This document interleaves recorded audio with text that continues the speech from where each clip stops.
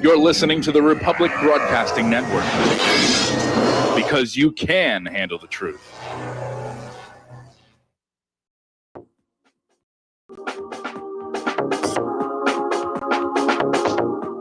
What Really Happened with your host, Mike Rivero. You're listening to the Republic Broadcasting Network, where you'll find out what the Fukushima's going on. And aloha, America. Welcome to our show today. It is Thursday. Hello? September 5th. Hello? It's Thursday. Sure happy it's Thursday. Sure happy it's Thursday. Hello? Why are we hearing a Phone replay? lines are open, 800-313-9443. Mike is in our control room, ready to answer the phone, put you on the air with your comments, questions, and observations. So before we get into the news, though, I kind of want to catch you all up on the situation that Claire and I are finding ourselves in right now. And we think we have located a place that we can afford to rent, and we're going to try and close that like early next week. And, the rest is just getting our container from Hawaii and resetting up my big studio where I've got all my tools that allow me to do the show the way I want to do it.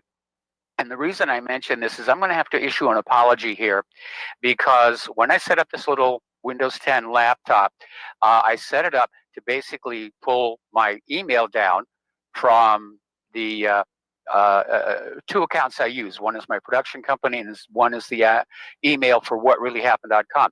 And the idea was I was going to go through and reply to some of the email, but it was going to be left on the server so that when we got settled into our new place, I could go through it all and get caught up and all the thank you notes and everything like that. And unfortunately, since we left our home in Hawaii, I've received something like 6,000 emails, and our email server just overflowed. And I'm trying to clean it all out. But the reason I want to say that, I want to apologize up front for those of you who have not received replies to emails that you sent. And it would probably be a really good idea to wait until I'm back on my main system before you resend them. And of course, if you're an advertiser, just go ahead and take my name off of your mailing list anyway, because that was a big part of the load, as it were. So we're still dealing with the shpilkas of moving, but we are making progress, and I think we're going to get there very, very soon. Okay, so let's get into the news here. Obviously, the big news, Hurricane Dorian is battering South Carolina and North Carolina, flooding rain, storm surge, high winds, and it's even spawned tornadoes. And it's strengthened overnight. It's a Category 3, and of course, all the authorities in the Carolinas. Okay, now we're getting our music. What Really Happened with your host, Mike Rivero. The history the government hopes you never learn. Here is your host, Michael Rivero. And aloha, America. Welcome to our show. And please ignore that little technical glitch that we just had. This is a live program. It is Thursday, September 12th, 2019. Sure happy it's Thursday, sure happy it's Thursday, sure happy it's Thursday. And so we're getting into the program here. What's really interesting is I'm still getting email from people who are pushing various ideas about 9/11, some of which are kind of really out there. And I almost get a sense here that the government and the corporate media are in a sense of panic, that polls are showing more and more Americans just don't trust that official story anymore. And over at the New York Times, they had a little bit of a goof where they wrote this article, some airplanes did something. And basically the story from the New York Times said that airplanes brought down the Twin Towers. And took aim at the Twin Towers. Hello? Oh, my bad. Oh, my mic was open. Oh, okay. All right. Anyway, the New York Times wrote this story saying that airplanes brought down the World Trade Center. This provoked a backlash where people said, no, the airplanes didn't do it. It's like blaming the guns for gun violence. And so the New York Times was forced to backtrack. And I'm still hearing noise in the background. the New York Times was forced to backtrack and edit the story and say that, yes, some hijackers in airplanes brought down the towers here. Okay. All righty. One of the interesting videos that we have on the front of whatreallyhappened.com, and I wish I'd had it yesterday, was a live TV news interview of one of the witnesses at the Pentagon named Terry Cohen. And this was almost immediately after the airplane crashed into it. And she's basically saying that she was there in her office. They heard this horrendous crash. The ceiling tiles came down. They ran over toward the Pentagon. They couldn't get there because of all the smoke. All the people in the Pentagon were coming on out saying, oh my goodness, we got hit by an airplane. We got hit by an airplane. Very, very compelling testimony. And the reality is there are a lot of eyewitnesses who specifically saw a passenger jet slam into the Pentagon. And this idea that it was something else, that it was a drone, that it was Star Trek's phasers, or that there was never a plane at all, that it was explosives, this is part of the government's attempt to muddy the discussion, to put out all kinds of nonsensical things there to get people to argue back and forth about them. And the no plane theory is one of them. The other one, of course, is Judy Wood and her energy weapons. And Ryan Dawson put together this amazing tape, and that too is also on the front page of whatreallyhappened.com, where Judy Wood is actually being interviewed about her theory. And the interviewer is very sharp, he's very technical, and he's asking her what kind of energy weapons.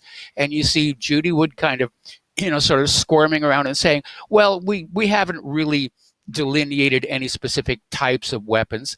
And the interviewer says, have you done the energy calculations, what it would take, for an energy weapon to dissolve the towers? And Judy Wood says, well, no, we really don't need to do that. We just know that's what happened from what the pictures are showing. And this guy just demolishes her, and it's fun to watch her squirm. But overall, it's a very, very pathetic display. Now, apparently, yesterday, CNN came on out with the comment that right-wingers are America's deadliest terrorists, that right-wingers are more deadly than the terrorists who supposedly carried out 9/11, although that is a matter of some doubt here. Another issue that we didn't cover yesterday, that we probably should have, were the phone calls from the 9/11 flights, because a lot of people claim to have gotten phone calls from loved ones that technically were not possible, because the cell system can't track an airplane moving that fast. It can't do the handoff from cell to cell to cell. And there is a range on cell phones. When you're inside the fuselage of a passenger jet, there's a great deal of signal degradation. In fact, just sitting on the ground at the airport trying to get a signal can be very, very difficult. But there was this article that came on out where somebody got hold of the telephone data of the alleged phone calls from the 9/11 flights, and they found out a couple of surprises. For one thing, that world-famous 9/11 telephone call from TV pundit Barbara Olson to her husband Theodore never occurred. The U.S. government's call data said she attempted to make the call, but it never went through. So that meant the U.S. Solicitor General had connived in this deception. And the other world-famous call from Todd Beamer on Flight 93, the one in which an airphone operator claimed that Todd said, let's roll, that also never occurred. It's just all one lie after another, after another, after another. So moving on here. All right, getting into our domestic politics. Tonight, of course, is the Democratic debate. And it's just going to be more screeching at each other and hurling of invective and so forth. Now, there's this article that came on out about how Mike Pence got some news about being thrown off the ballot. I'm not sure how real that is. Somebody may be trying to psych him out. But there's always rumors about people, vice presidents being changed for the second term. Supposedly, John F. Kennedy was going to replace LBJ as VP in his second term. But it doesn't really happen all that often. But rumors are flying that Trump is going to put Nikki Haley in as the new vice president, just to shake things up and get a woman to the White House and try and counter the Democrats' the strategy that way. I think it would be a mistake for Trump to do that, to basically throw Mike Pence under a bus like that. All right, let's take a phone call. Kevin in West Virginia, aloha. Welcome to the show. What's on your mind? Hello, Mr. Mike. McCabe's indictment coming up is actually on my mind. I'm glad to hear that he's going to be indicted, but it also sends a red flag up to me that these deep state people, you know, with this whole presidential coup, you know, the attempted coup that they tried, they needed an event to put this into the back papers, or not on the papers, to take this off the newspapers. I'm concerned that they're going to try to pull something in the next few days and the next few weeks to try to get this out of the front page news of McCabe being indicted. Well, are you kidding? The Democrats want that on the front page of the newspapers. The liberals, they're going to be proclaiming it from the tops of all the towers. McCabe indicted, McCabe indicted. Well, that, or they're going to say, you know, Trump's doing it because McCabe's black, but who knows why, you know. I mean, I can see them pulling that card too. But, you know, it just, I'm concerned. And there's also an event coming up on the 28th of September in New York. I forgot what they called it. It's a global something, but it would be the perfect time for them to stage or to blame somebody on the right, somebody who's a white right of center person, you know, the Second Amendment advocate. I have a feeling that might be the perfect time for them to stage something like this. And I just want everybody to be on their P's and Q's, to watch, be vigilant, and to watch and to keep everything recorded, or to be recording, you know, when something like this pops off, because I have a feeling it's going to. They need an event. They need a huge event. And don't count Hillary out to be the white horse. No, I'm not counting Hillary out. I keep hearing rumors of a draft Hillary, and, you know, Hillary's going to have a campaign. I don't know what she's doing talking with Elizabeth Warren. Maybe Hillary wants to be her VP, and then after Warren gets elected, a horrible, tragic accident befalls the president of the United States, and Hillary finally gets to sit in that center seat. Stranger things have happened. But yeah, I'm not counting Hillary out. I'm very concerned that she's going to run again and just continue this insane plunge into liberalism that is just wrecking our country. I agree with you. But that's all I had to say for you today, Mr. Mike. I hope you have a great and wonderful day, and give Miss Claire the best. I certainly will. Thank you very much. Okay, so Kevin, we're going to let you go here. Getting on back to the news here. Back in March, the left-wing news website Vox made the brazen claim that hate crimes have supposedly increased by 226% in counties where Donald Trump held campaign rallies. And apparently Vox relied supposedly on this study that was done. But a pair of PhD students from Harvard University recently studied that study and found it to be methodologically flawed. Now, this study that Vox cited was never even published. It was never peer-reviewed. And basically, they discovered that even if they had applied the same methodology to Hillary Clinton, they would have gotten the same exact results, that violence went up in the cities where she campaigned. All right, we're going to go back to the phones here. Joe in Tennessee. Aloha, Joe. Welcome to the show. What's on your mind? Well, you know something, Mike, in this day and age, if a lesbian gets her soup and it's cold, it's a hate crime, you know? Yeah. So, it's ridiculous. I like that one. The hate crime thing is ridiculous. But I wanted to talk about this McCabe being indicted and how appropriate it is that as he's being indicted and brought to the bar, General Flynn is being vindicated and going to be soon to be freed as far as any charges. And the government is going to be shown for basically an entrapment case and trying to use. The only reason he pleaded guilty, it appears to me, is because they went after his son. And McCabe said in one of his emails, he said, first we F Flynn, then we F Trump. Well, first we're going to F McCabe, then we're going to F Comey, Obama, Lynch, the whole bunch of them. You know, because they all deserve it, and they all are on record. So it's just a matter of who's going to start squealing the quickest, and I'm sure they already are. But with Flynn, what really bothers me about Flynn is you had two, like, very distinguished branches of the U.S. government, the FBI, go after a general. It was going to be appointed to the NSA, 33-year general, with the Army. The Army's a heck of an institution in this country. And George Washington was the founder of our American Army. And I just don't understand why the Army hasn't done anything as far as, you know, it's like cops. If you're a New York cop and you get arrested and beaten up in Virginia by Virginia cops, the New York police are going to take it out on the Virginia police some way or another. And I hope that the U.S. Army takes it out on the corrupt FBI in this country, and they have ways. The Army has its own intelligence. They have the Army Intelligence Service, which is actually one of the better ones, a lot better and less corrupt than the Navy. And I just think that there must be a lot of resentment. And I know your show is being monitored by government agents. And I just hope that they're thinking also how wrong it is for what they did to that man, General Flynn, with his distinguished career, a true American patriot.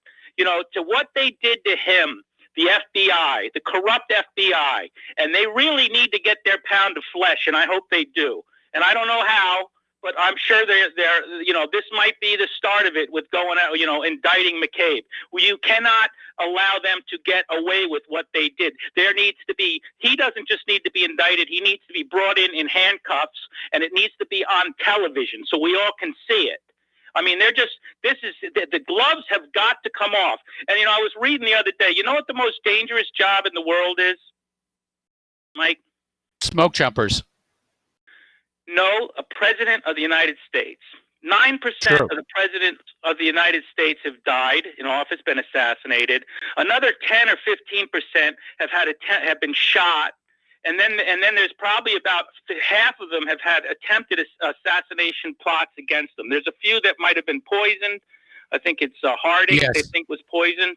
And there's a few that, you know, Harrison, I guess he died. He got sick.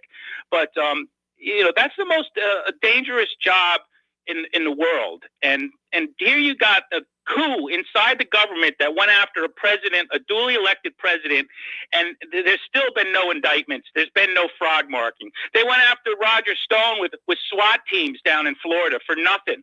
And and these people attempted a coup against a person I voted for, and even if I didn't vote for him, I would be outraged. We want to see arrest, and I'm telling you, I'm a big Trump fan, and I'm hoping this is the start.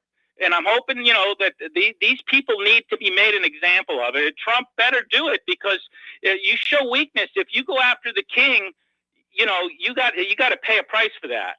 And I just want to see that.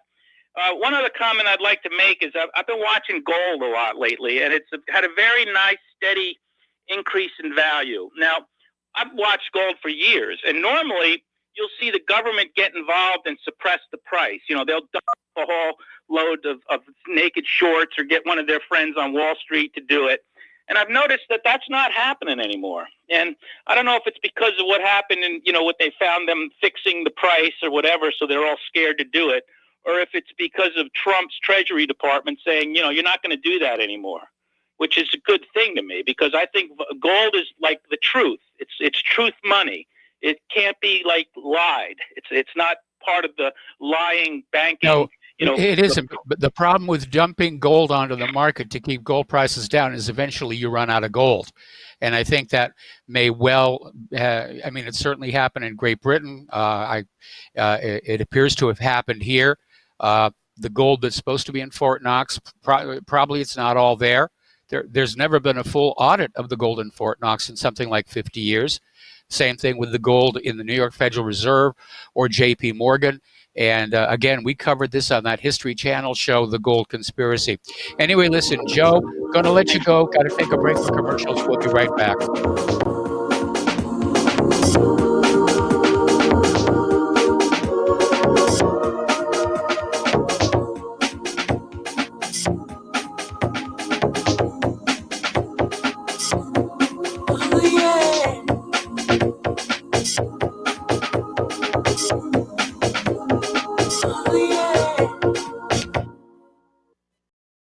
Corporate media dominates the American opinion. Finding independent voices that counter this avalanche is becoming increasingly difficult. With the endless corruption running rampant throughout our government, independent voices are needed more than ever to battle the offensive against our freedoms and liberties. As a listener of RBN, no one understands this concept better than you. Now it's up to you to do your part. The time has come for you to take action and begin broadcasting the truth to hundreds or thousands of people every month. Sound impossible? Quite the contrary. With pointed slogans from LibertyStickers.com, you can reach countless sleeping Americans unaware that they live in a real-life wonderland. LibertyStickers.com has a huge inventory of political bumper stickers and messages that reflect the truth about our government, our politicians, and the future of America. With so many in stock, there's one perfect for you. Visit us today at LibertyStickers.com. Again, that's LibertyStickers.com.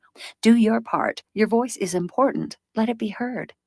Folks, we're living in a world the likes of which we've never perceived any clearer than we do now. The plan for global governance has been in the works for generations and would have likely been achieved by now, but for the fact that the globalists left open their Achilles heel. With all their tools, Federal Reserve System, fiat currency, no child left behind, and then Common Core education introduced to our schools to dumb us down, vaccines, pharmaceuticals to lobotomize us, GMO foods, insertion of compromised or bought and paid for politicians, judges, mainstream media propaganda, all pieced together like a puzzle designed to ultimately bring the world under submission. But with all their strategy, they forgot one thing: knowledge. And knowledge is power. With knowledge, their bombardment is nullified. Folks, with that, as brilliant and knowledgeable as you've become, among the wisest audience of any radio audience in the world, and you are, I want you to take a moment to reflect and ask yourself, how much of that knowledge did I obtain from Republic Broadcasting Network? How high has my consciousness been raised since I've been a listener? How fast am I now able to discriminate truth from fake news by being a Republic Broadcasting listener?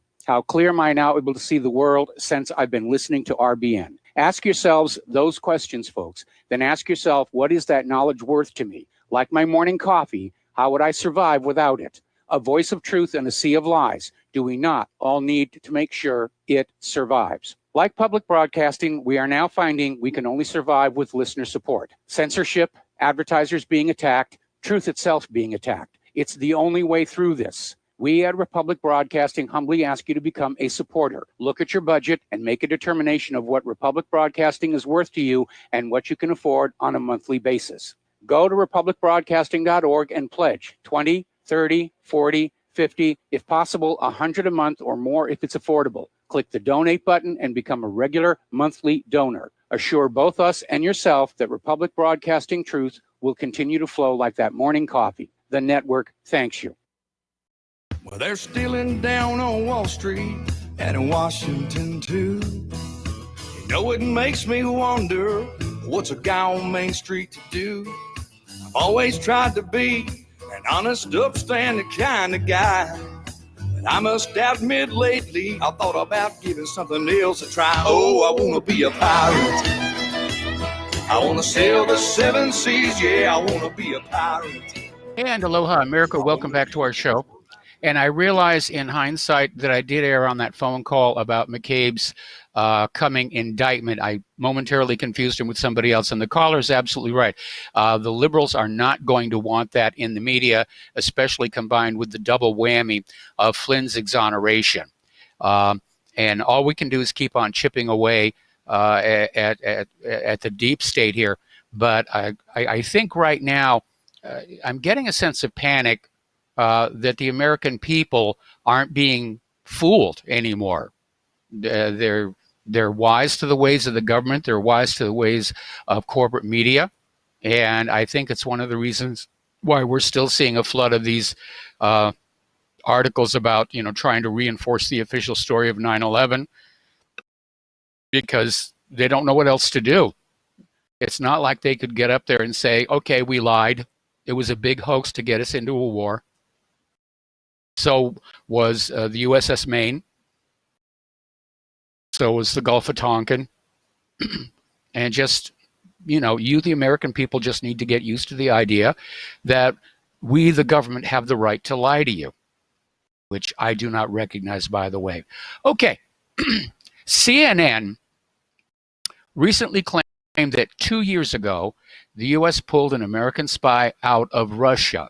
And the sources they chose to rely on were multiple Trump administration officials with a direct knowledge and a person, which is kind of bizarre. Normally, the CIA does not respond to reports in the media, but this time they did.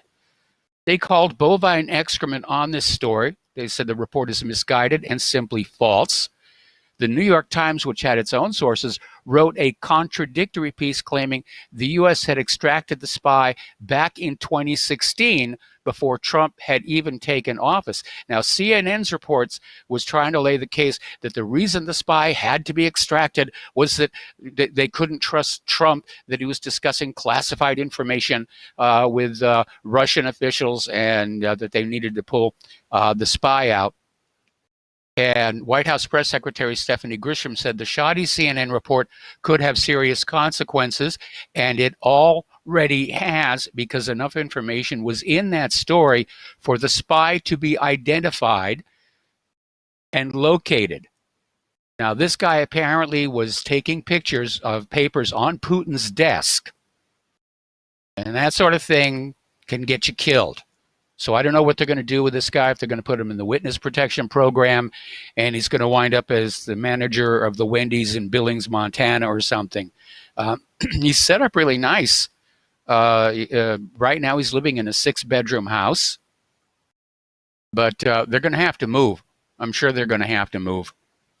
They're going to be too scared to just stay there. All right. Now, Hillary Clinton, over this last weekend, she was in Venice, Italy, at an art gallery that did an exhibit about Hillary Clinton's emails. And it was basically just a static display of printouts of some of the, shall we say, more benign emails taken from Hillary Clinton's server.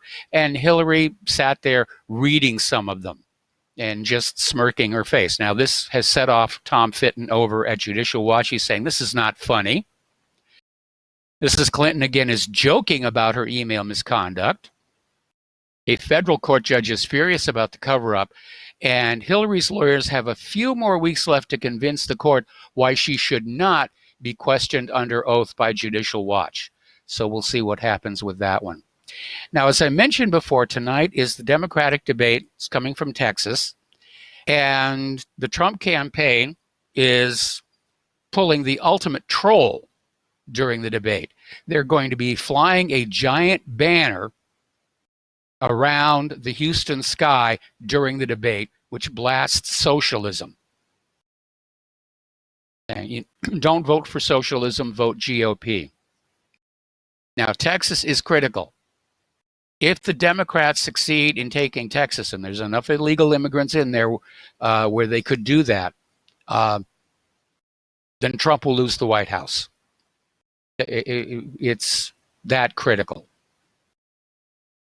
All right, now, Alexandria Ocasio-Cortez has come to realize that the scale, not to mention the cost of the Green New Deal, is putting off a lot of people. So now she has decided that she and Senator Ed Markey are going to break it up into little, tiny, bite-sized, easy-to-digest pieces and just pass those one at a time.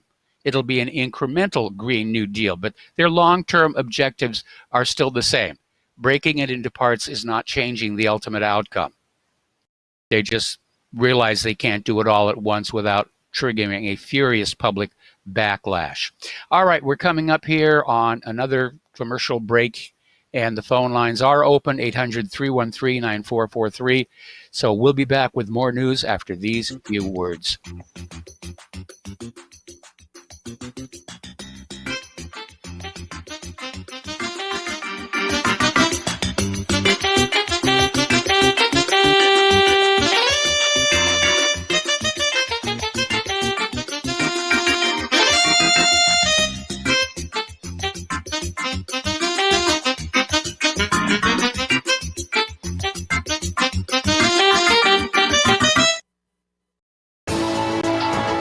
You are tuned in to the Republic Broadcasting Network.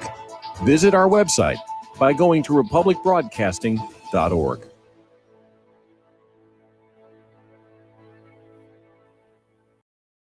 Homeowners, are you in foreclosure, expecting to be served with a foreclosure lawsuit, or suspect your lender has coerced you into an illegal mortgage transaction?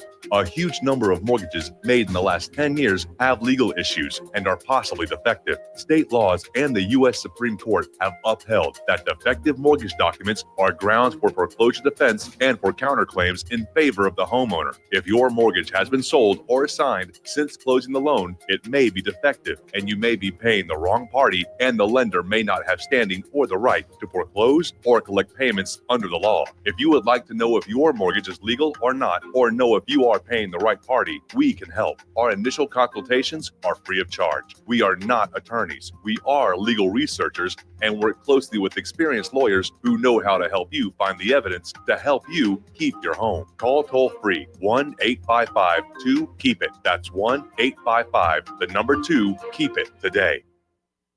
Republic Broadcasting Network depends on listener support of our advertisers and of our sponsors. We'd like to especially thank all of you who have taken advantage of our fundraiser with FrontSight Bonus. Those who are now FrontSight members, please train as soon as possible for your sake and for that of our nation. And please consider sharing your training and what you've learned when you arrive home. Republic Broadcasting Network has to stop promoting this fundraiser on air and on the website in just a few days. Dr. Ignatius Piazza, president of FrontSight, made a gracious exception to his no media rule for us at Republic Broadcasting Network. Thank you, Dr. Piazza. And once you've been to FrontSight, feel free to call your favorite host and share your experience on the air. We can continue this fundraiser without media help, but it'll be totally up to the listeners to spread the information. Please call Dan Sutterfield in Missouri at 573-465-2356, 573-465-2356. That's 573-465-2356. Without the right accessories, any guy can be off the mark. Whether you've invested thousands in your arsenal or you own a single trusted firearm, a visit to AROutfitting.com is in order. It's one of the finest online selections of tactical optics and AR parts and add-ons, like EOTech, quick target acquisition with no peripheral loss. Browse the full range of Nikon scopes and binoculars. AROutfitting.com can illuminate your world with Streamlight gun-mounted lights from keychain to large handhelds up to 1,100 lumens. Find some stability with Battenfield tactical bipods. AROutfitting.com has CMMG gun parts, barrels, assemblies, handguards, part kits, and more. Plus mag-full clips and magazines. I know I've got you excited, so take a breath. Head to AROutfitting.com. The site's super easy to navigate and features a ton of technical info, including links to manuals. We also welcome vendor and manufacturer inquiries. Remember, if you don't see it, we can get it at AROutfitting.com. We will not go down in the night without a fight. You can burn up our mosques and our homes and our schools, but our spirit will never die. We will not go down in Gaza tonight. And aloha, America. Welcome back to our show. We're going to go back to the telephones to Dustin in New Jersey. Aloha, Dustin. Welcome to the show. What's on your mind? I think Nikki Haley would lose Trump the election because I don't think a lot of even women really care for her. You know, Yes. like, she was she the governor of South Carolina? Didn't she take like the Confederate flag down over there? Yeah. She was the governor of South Carolina, and she's done a lot of questionable things here. But I think you're right. I think she would not be an asset to Trump. But then a lot of people are saying that. Personally, I think somebody is doing a head fake on Mike Pence. Is she evangelical also, like Mike Pence? And is Mike Pompeo evangelical? I really don't pay. I don't pay attention to their religions, and so I really can't say. But probably ought to be paying attention. I mean, in theory, their religious beliefs should not be influencing their decision making on behalf of the government. But we know that that's not always the case. We certainly saw that with Sarah Palin. Which is getting divorced because I guess they had enough fights at their homes with the parties there. I guess trash there. the trig deception kind of wore off after a while. Isn't that sad though? how your religious beliefs, not to say you got good people, right? But Yep. they push like their own agenda depending on like I think it's cult. It's a cult. I'm a Catholic, grown up a Catholic, but I'm sorry, man. I mean, I look at what's going on around me, and I don't, not going to let no church tell me what I see from my own eyes. Yes. What I see is what I see, and I just don't see Nikki Haley being good, and I don't understand, like, what about Ron? I mean, Ron Paul, I know he's older, or that McGregor guy. I mean, there's other people, but I know Trump picked Pence because because of the evangelical vote, right? Basically, I mean, I never even knew anything about Pence. Yes. I didn't vote for Trump based on Pence. I mean, he had been the governor here in Indiana. But when you look at Pence, he's very stiff. Looks like a used car salesman, like Mitt Romney, doesn't he? Yes. Yeah. But hey, Mike, I don't know if I mentioned this yesterday. Somebody mentioned like how. Well, remember, when the 9/11 attacks happened, because I was home, I watched that white van being pulled over on George Washington Parkway. Yes. George Washington Parkway goes to the Holland Tunnel. That van was headed there. Yes. They're not going to have a van full of explosives on top of the George Washington Bridge. I mean, I don't know what kind of damage would like explosives in the van do like to the Holland Tunnel. You think? Completely cave it in, completely flood it. So you would cause an economic problem also because that would seal off one part. How long would it take to fix that, you think? It'd be years, right? We'd probably still be fixing it, right? Well, not 18 years later, but, it definitely would have been a few years. And I guess that's all I got to say. I mean, I don't know. I just think that even though Trump fired Bolton, I don't think anything's over yet. I think there's a lot of like, maybe Bolton's going to be vice president. I don't know. Like it's just, it's that a would weird definitely thing going lose on. Trump the election. Yeah, but I mean, like I said yesterday, you got Mike Pompeo, Haspel, and you got Elliot Abrams. That dude's still floating around, and all these people have their subordinates in there, and those people. That's what they call the senior executive staff, right? Yes. Those other people that are floating around. How do you get? You never can get rid of them. Like they're just always going to be there, right? Or there's going to be people just like them, and I'll tell you, Bolton has been fired. I think the next one to go has to be Barr, because he's. Trump may have been hoping he was going to get an attorney general who would actually do something, but we saw Barr basically roll over on the border wall issue. We saw Barr roll over on recommendations to indict and prosecute. I'm blanking on the name. But Barr is just another in a long line of corrupt attorney generals who are out to protect the inner circle of the system. Yeah, and then you see Sessions and I keep going back to like with Sean Hannity and all these people. Like it's September 12th. Like where's the indictments and all these things?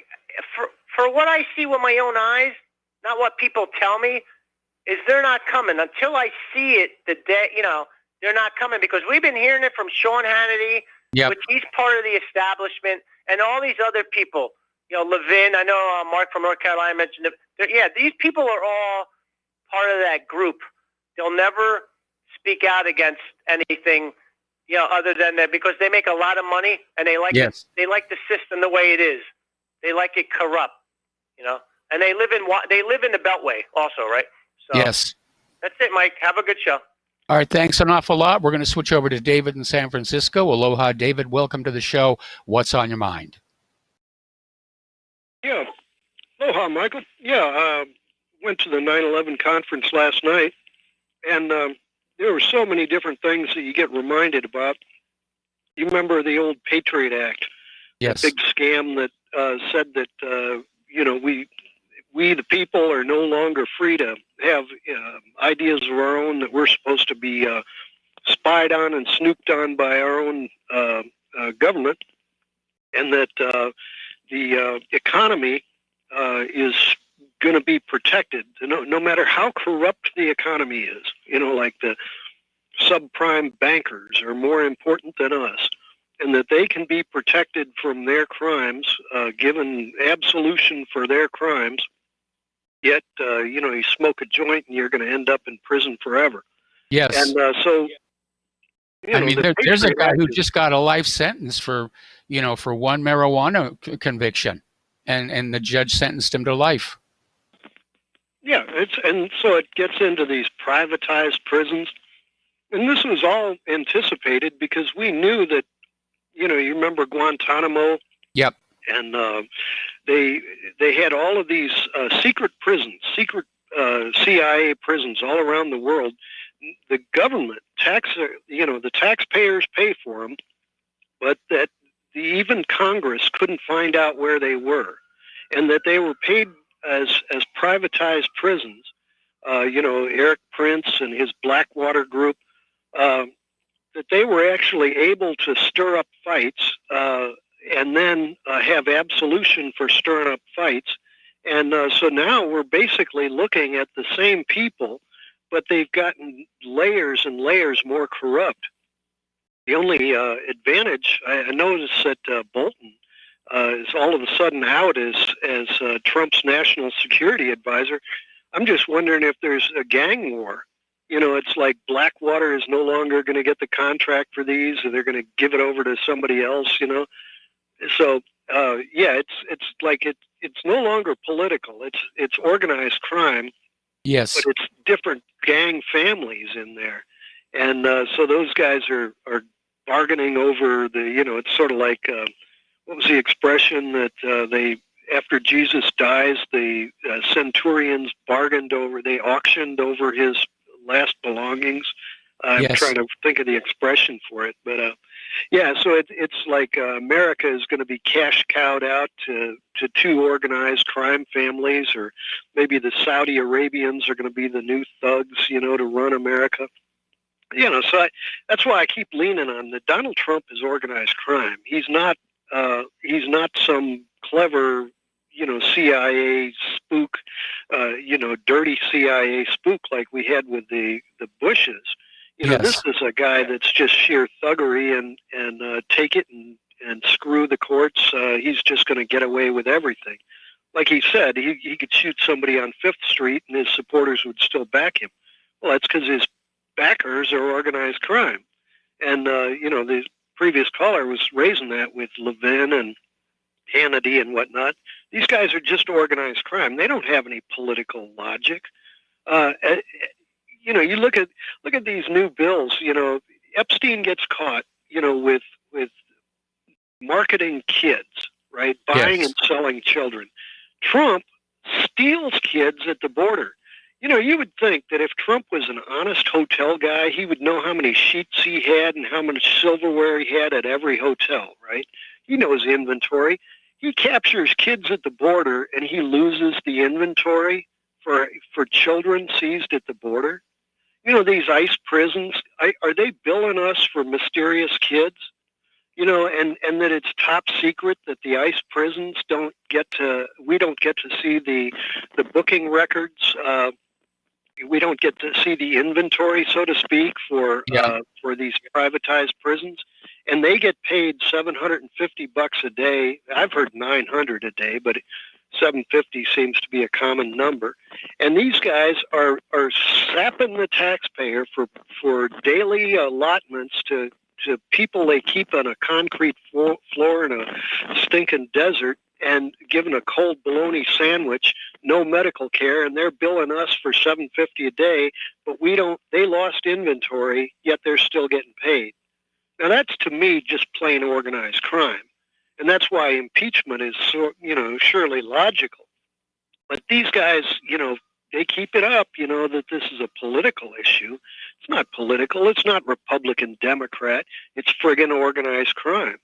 And, hey, by the way, you ever read any of those old J. Edgar Hoover books? Came out in the early 90s? Yes, I did. Before we go on to J. Edgar Hoover, though, I think the difference between your analysis Technology is a little slippery because when Trump was running his hotels, he was running his hotels. But the situation at the border is being run by ICE, and we don't know how corrupt they are and what's going on. And Trump may be being kept in the dark as well for what's happening down there. Again, as you said, there's a lot of money involved. And we certainly know that the Democrats want those borders open, that they're going to say anything, tell any lie, make any claims they can to try and end the system that impedes illegal immigrants coming into this country, because they need them to vote next year in order to take over both houses of Congress and the White House. Well, any logical American wouldn't want organized crime in charge. And if you're saying that Trump isn't the leader, he sure pretends to be. You know, that if the buck stops with him, you're fired. And ICE is stealing children, not doing a proper inventory, and this is going on for a year and a half. After Trump, 2 weeks is enough, right? David, Trump is just one guy. Okay, and if you look at how large the U.S. government is, it is impossible for Trump to personally know everything that is going on. He has to rely on his subordinates, and if his subordinates are part of the problem, you know, he may be getting mushroomed by his own staff, and that may be a big part of why he fired Bolton, to basically because Bolton wasn't giving him straight information about what was going on with Afghanistan and Iran. So, well, if he's going to spend his time tweeting complaints, why doesn't he ask for help? You know what I'm saying? It's like, well, if he realizes that somebody's sidelining him. David, okay, first of all, we're not really sure what's going on down at the border, because most of what we think we know about what's happening at the border, like sleeping on concrete and the bologna sandwiches, is coming to us from the very liberal corporate media. And so it's coming from congressmen that are down there.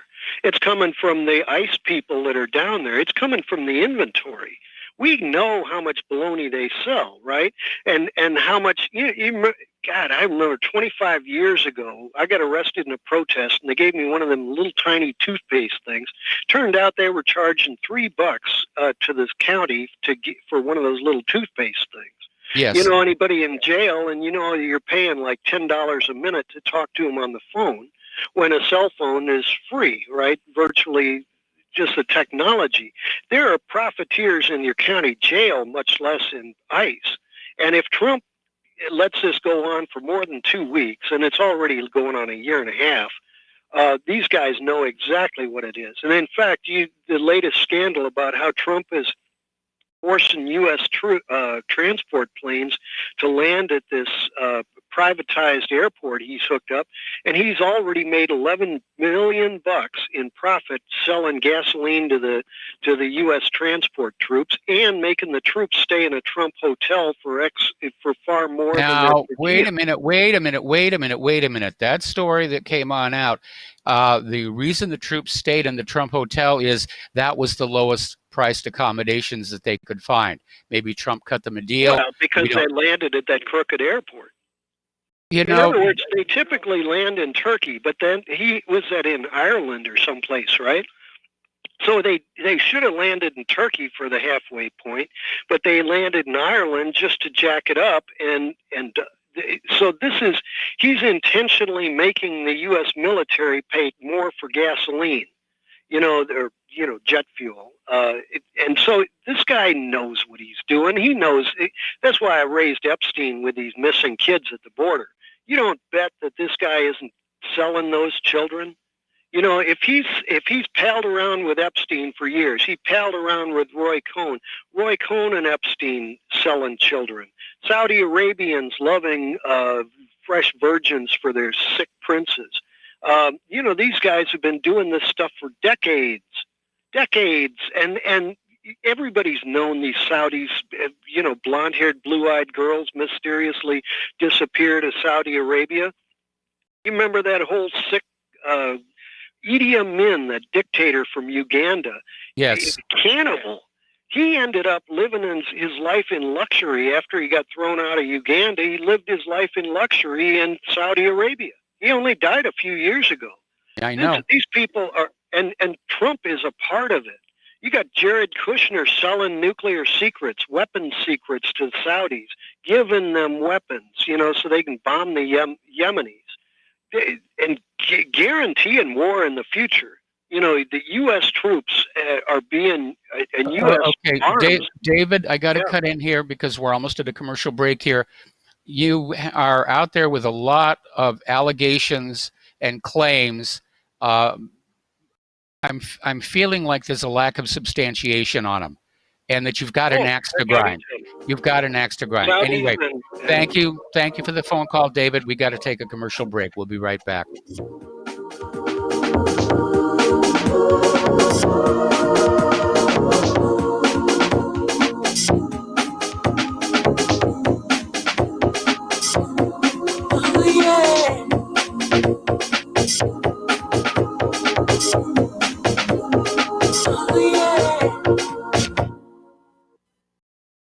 Homeowners, if your lender has gone out of business or sold your transaction to another lender or servicer, you may be the victim of a wrongful foreclosure, resulting in the loss of your home. If you've already lost your home, are in foreclosure, or even in good standing, you can challenge the mortgage transaction's illegal issue, and your property can be restored to you, and your foreclosure can be stopped or reversed, and the mortgage transaction declared unenforceable. State laws, U.S. title codes, the Uniform Commercial Codes, and U.S. Supreme Court rulings have upheld that defective mortgage documentations can reverse or stop foreclosures and enforce property title claims in favor of the homeowner. We are having successes in stopping the process of foreclosure, the enforcement of the foreclosure judgments, the sale of property, and evictions after the sale. We are not attorneys, and we don't give legal advice. We are a professional team of legal researchers, providing forensic mortgage audits and expert witnesses. We have the knowledge to produce the evidence and enforce laws regarding your legal issues. We've been in business for 12 years without a complaint. Consultations are free, and we provide a free title search to confirm if your mortgage has legal defects. Please call 855-253-3748. 855, 2, keep it today.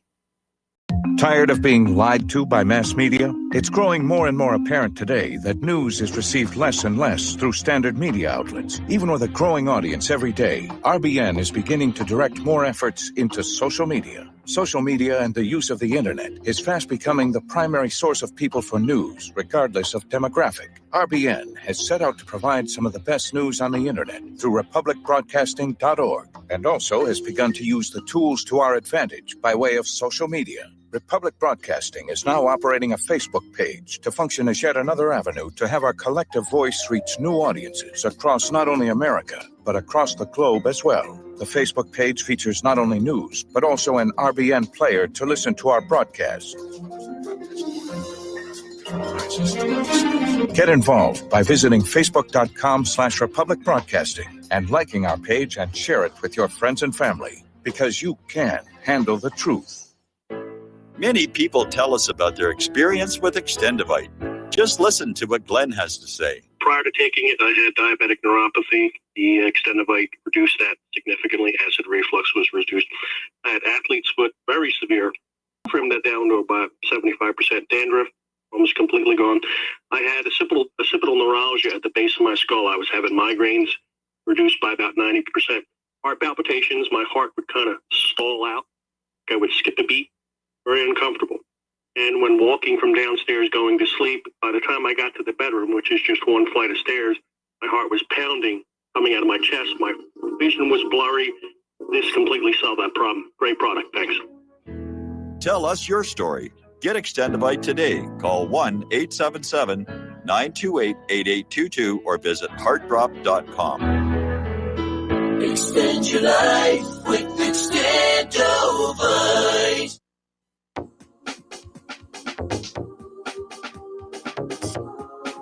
What really happened with your host, Mike Rivero.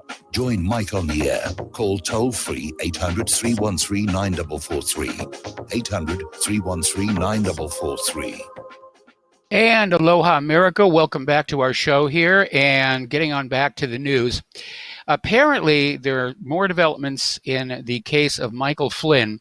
Michael Flynn's legal team has outlined more than 40 records that may contain exculpatory evidence that were withheld by the government, including a memo from the British government that said to warn about the credibility of the author of that dossier, and the FBI source, Christopher Steele. So, again, raw, unprocessed intelligence. And yeah, Michael Flynn was railroaded.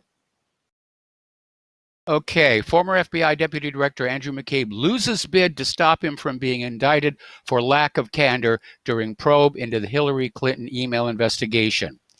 And the U.S. Attorney for Washington, D.C. has recommended going forward with criminal charges against former FBI Acting Director Andrew McCabe following a scathing Inspector General's report on his conduct during the Clinton email probe. U.S. Attorney Jesse Liu recommended moving ahead with charges, prompting a failed appeal by McCabe's lawyer to appeal the decision.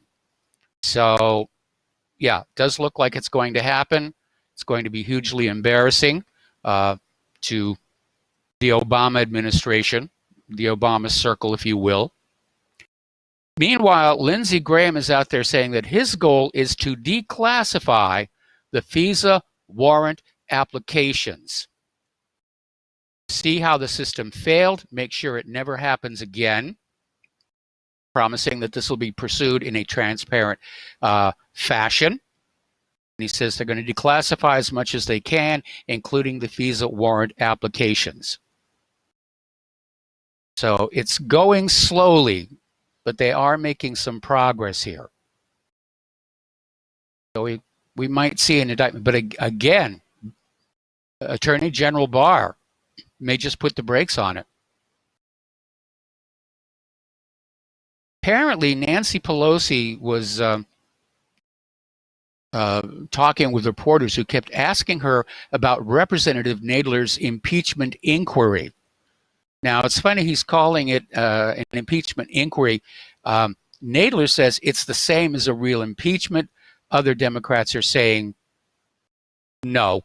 But apparently the reporters were pressing so hard that Pelosi actually got testy with them. All righty. The Secret Service has arrested one of the El Paso, Texas survivors that President Donald Trump intended to honor when he arrived at the White House. 50-year-old Chris Grant was shot in the attack.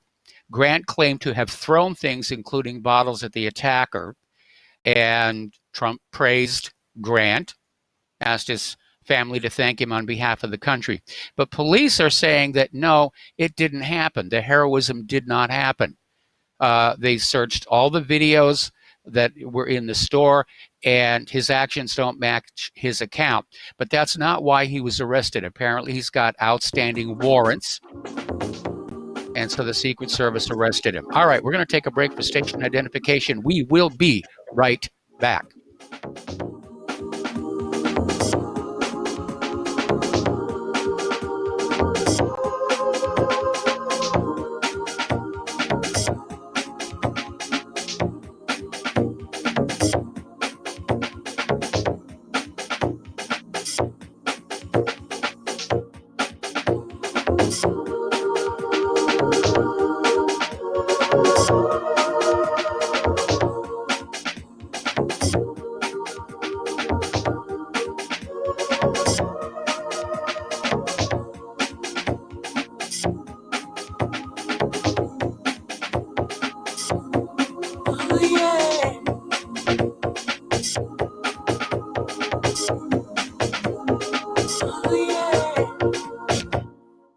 It's happening, ladies and gentlemen. We here at RBN are working with Front Sight Firearms Training Institute to bring our audience the best in combat, tactical, and defensive firearms training. Whether you're a private citizen who is new to firearms, or you have a concealed weapon permit and want a level of training that surpasses what you've received from your local gun range, Front Sight provides priceless education and skills taught by seasoned law enforcement, military, and private citizen instructors to levels that far exceed law enforcement and and military standard. With nearly 1 million responsible citizens trained from every town, city, and state from across the United States, Front Sight has bolstered the Patriot movement to a whole new level. Contact Dan Sutterfield by phone at 573-762-2356 or 573-465-2356 or shoot him an email at domedan, DOMEDAN at hotmail.com. This is a limited time opportunity. Don't miss it.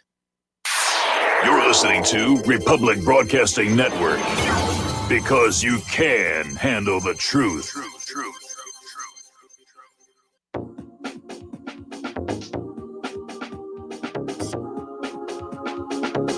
What really happened with your host, Mike Rivero, because World War III is a really bad idea. Here is your host, Michael Rivero. And aloha, America. Welcome back to our show, hour number 2. The phone lines are open, 800-313-9443. And we're already starting to see more indications that the Democratic National Committee has not learned any lessons from the debacle of 2016. Now, DNC rules are that the officials have to remain neutral on all the candidates and all the campaign activity taking place around them. But apparently Ken Martin, the DNC's vice chair and president of the Association of State Democratic Committees, apparently scolded a liberal activist at the New Hampshire Democratic State Convention last week for handing out flyers critical of Joe Biden. Now, the incident was reported by Norman Solomon, the activist on the receiving end of Martin's animosity, for the liberal blog Common Dreams. Now, that is definitely a tacky no-no. So this DNC official violated the neutrality rules. And that means, again, they've chosen their candidate. It's going to be Joe Biden. And by the way, I'm not watching the debate tonight because Tulsi Gabbard isn't going to be there. They set up the polling and donations rules specifically to exclude her. And if they are, in fact, clearing the decks for Hillary to make a comeback, then, yeah, they need Tulsi out of there because Tulsi's another woman.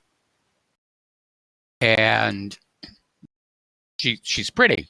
And she's young and she's got military experience, all things that Hillary is not. Now, there's been a new study of the public confidence in the media, and it found that nearly all Americans, over 95%, are troubled about the current state of the media. And by that, they mean the corporate media. Now, while many wouldn't go so far as to label the media the enemy of the people, a majority were very concerned about the prevalence of fake news, the reporting of gossip and propaganda rather than fact. Now, left-wing and right-wing agendas, steering reports, outright hit pieces, gotcha journalism, and the prevalence of celebrity opinions and lying spokespeople. And it is a mess out there. And the ratings show it.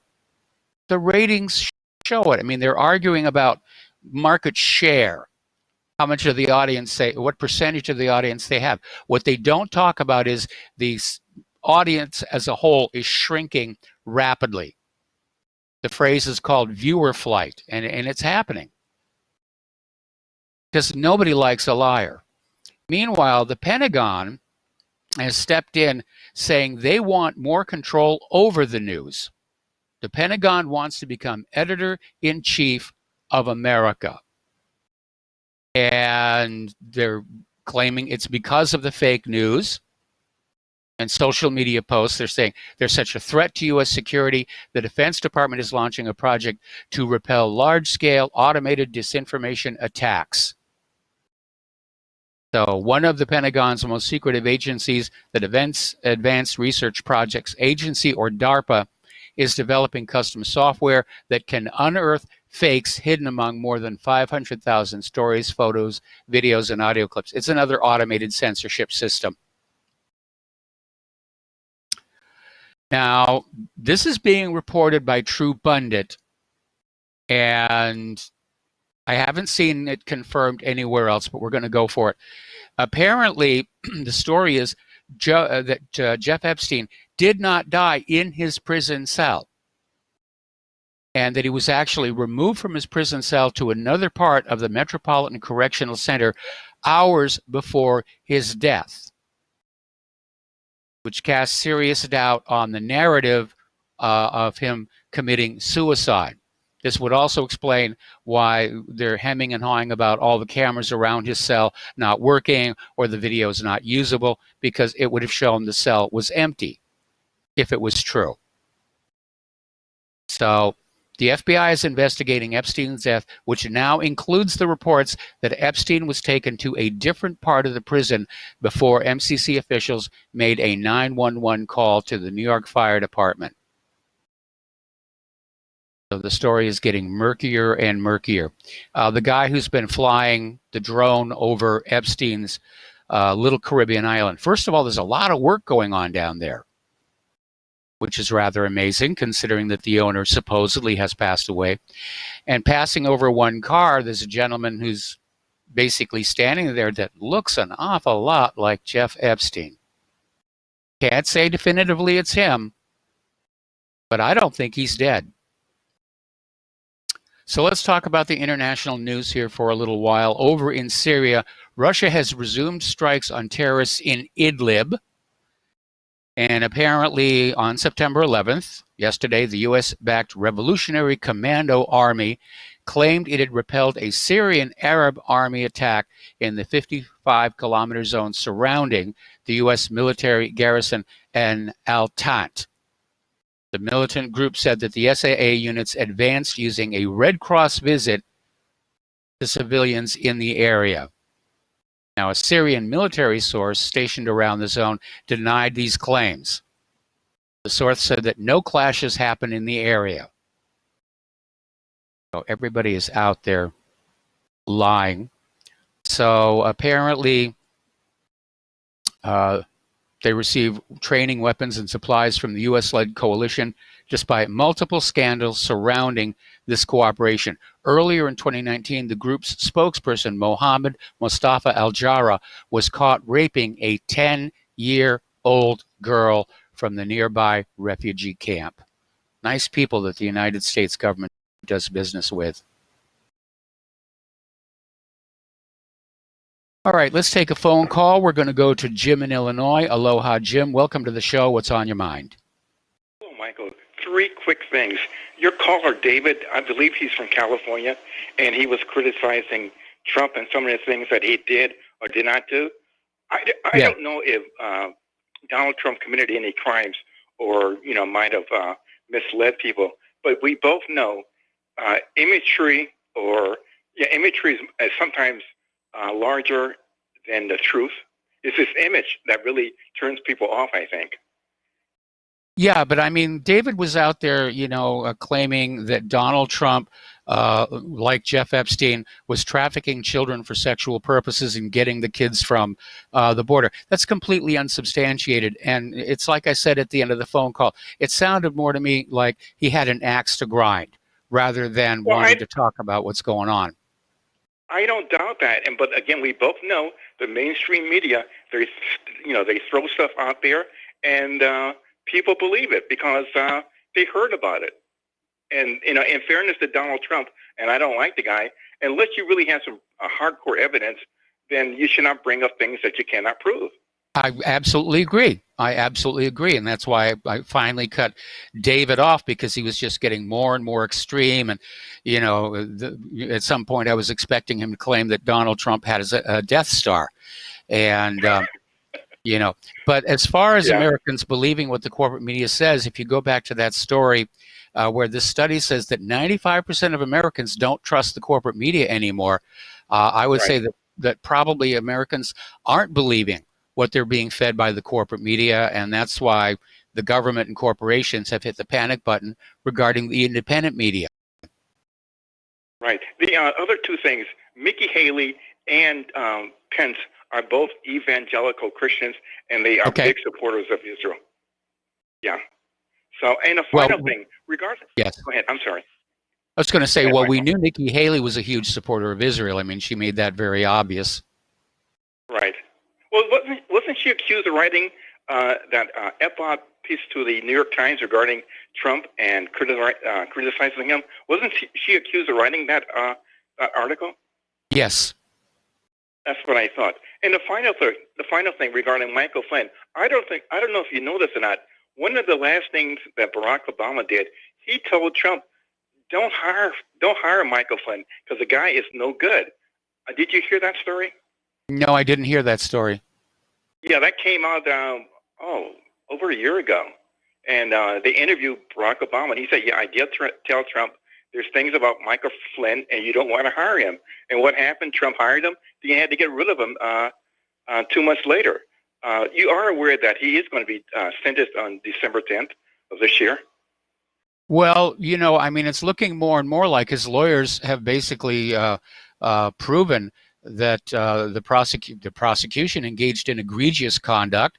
The U.S. government withheld evidence, possibly exculpatory evidence, and I think any reasonable judge is going to say we have to toss this out. Well, again, they announced that December 10th will be his hearing, and this is the kicker. The sitting judge that's going to sentence him, he asked the prosecution back in the beginning of the year, why don't you charge this guy with treason if he did all these bad things? Well, again, it's a long time between now and December, and it looks like things are moving on the Flynn case and that he could be exonerated. And that, of course, will be a huge embarrassment. Yeah. And I have to agree with Joe. I think the fact that his son was about to go to jail or be indicted, that's why he didn't want to, really fight for himself, because they knew that his son would be indicted. And I don't think Flynn wanted that. I mean, the guy is broke right now. He had to sell his house. He has no money. And that's what the government does. If they can't ruined his life. Yeah. So, well, Michael, I'm going to let you go. Okay, thanks an awful lot. We're going to let you go. Jim here. The phone lines are open, 800-313-9443. So let's talk about Afghanistan and the fact that over the last 18 years, more than 775,000 U.S. service members have deployed to Afghanistan at least once.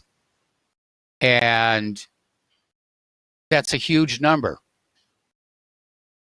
And where they went after that, or if that was their single deployment and they mustered out, we don't really know. But it's a huge drain of military manpower. And we're talking about a war that has persisted for almost an entire generation. And I think that was why Trump was really thinking about maybe finding a negotiated settlement to get out of it. And I think Bolton deliberately sabotaged that, and that's why Bolton got fired. Like I said, I think the next one who should be fired ought to be Barr, because he's another one of these good old boys who's going to protect the insiders here. Now, Colonel Lawrence Wilkerson, who helped sell the ill-fated 2003 Iraq War as Secretary of State, Colin Powell's chief of staff, sees disturbing similarities between the buildup to the Iraq War and the current efforts to get the U.S. entangled in a military confrontation with Iran.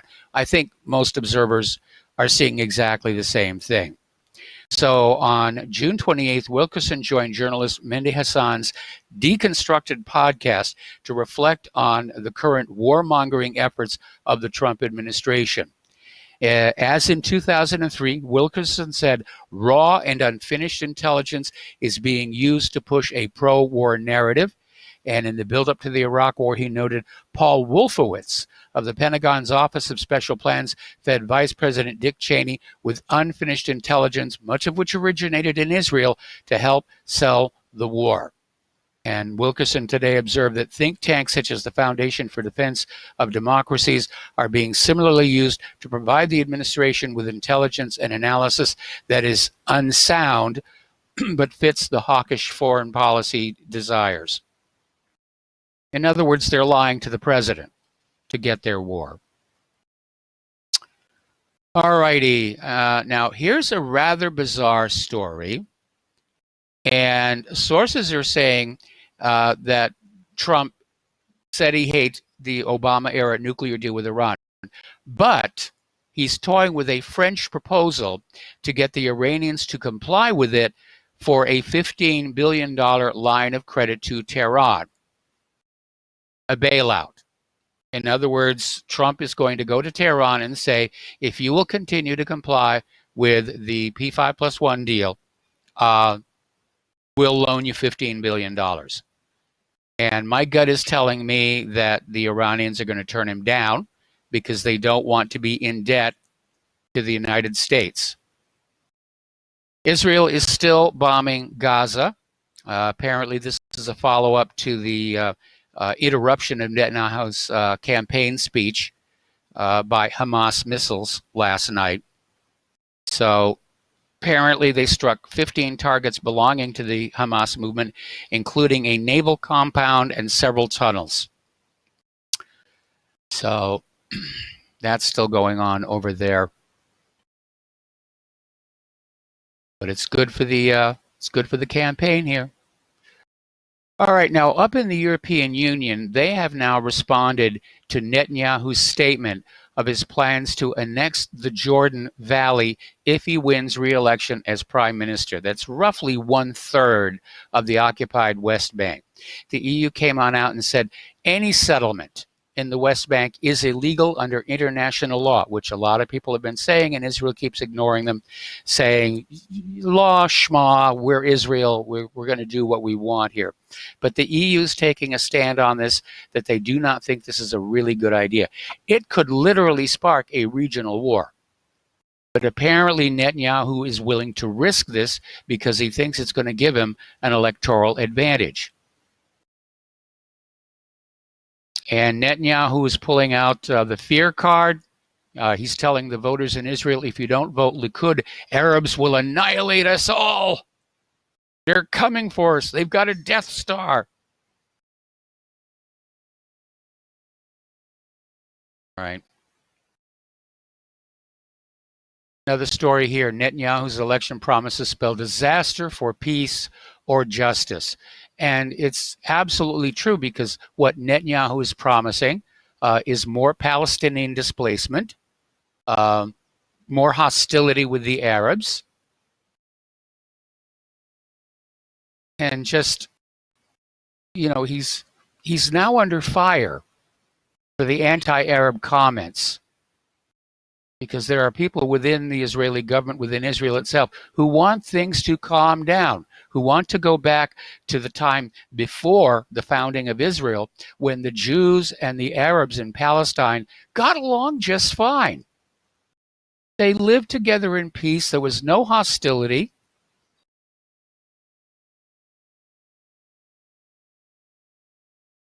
And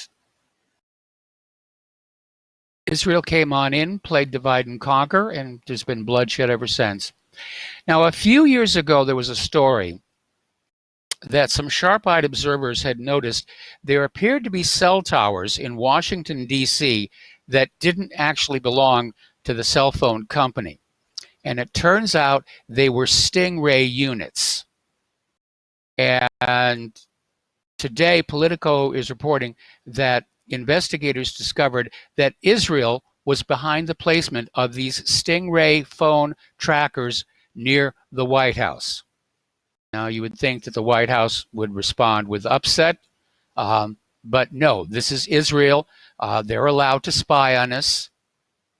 And it's further proof of something I've been saying for a long time, that ever since 9/11, Israel has been blackmailing the U.S. government with 9/11. Saying, you know, do what we tell you to do, or we'll tell the world what really happened on 9/11, and it'll be worse for you than it is for us, because people expect Israel to do this kind of stuff.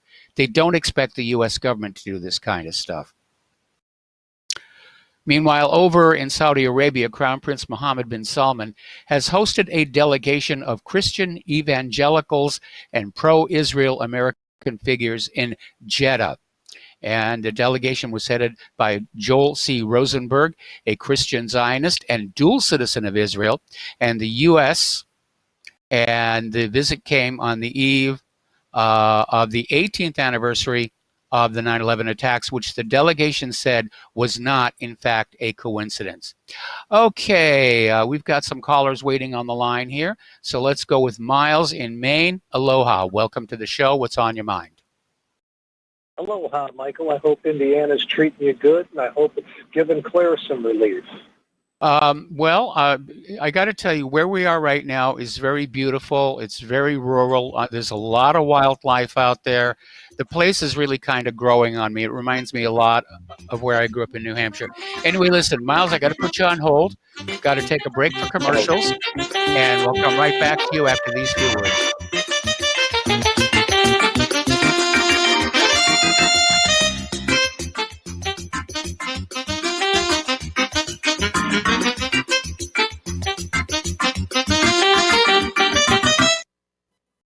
I'm getting older and noticing that my body just doesn't work as well as it used to. So I like to keep fit as possible by hitting the gym a few times a week. Recently, I started having a nagging bicep pain, and it got so bad I couldn't even lift the weights. When I was complaining about it to a friend, he told me about Angioprim. He said chelation helps remove toxins, heavy metals, and cholesterol in veins and arteries that may cause blockages. You know, after just 1 week of taking Angioprim, the pain was gone, and now I'm back in the gym full strength. Scientific research proves the active ingredient in Angioprim has superior oral chelation action that helps promote cardiovascular health. So to learn more, go to angioprim.com. That's ANGIOPRIM.com, or talk to a trained consultant. Call Angioprim toll free at 877-882-7221. You'll feel better with more energy. Call 877-882-7221 or go to the website angioprim.com.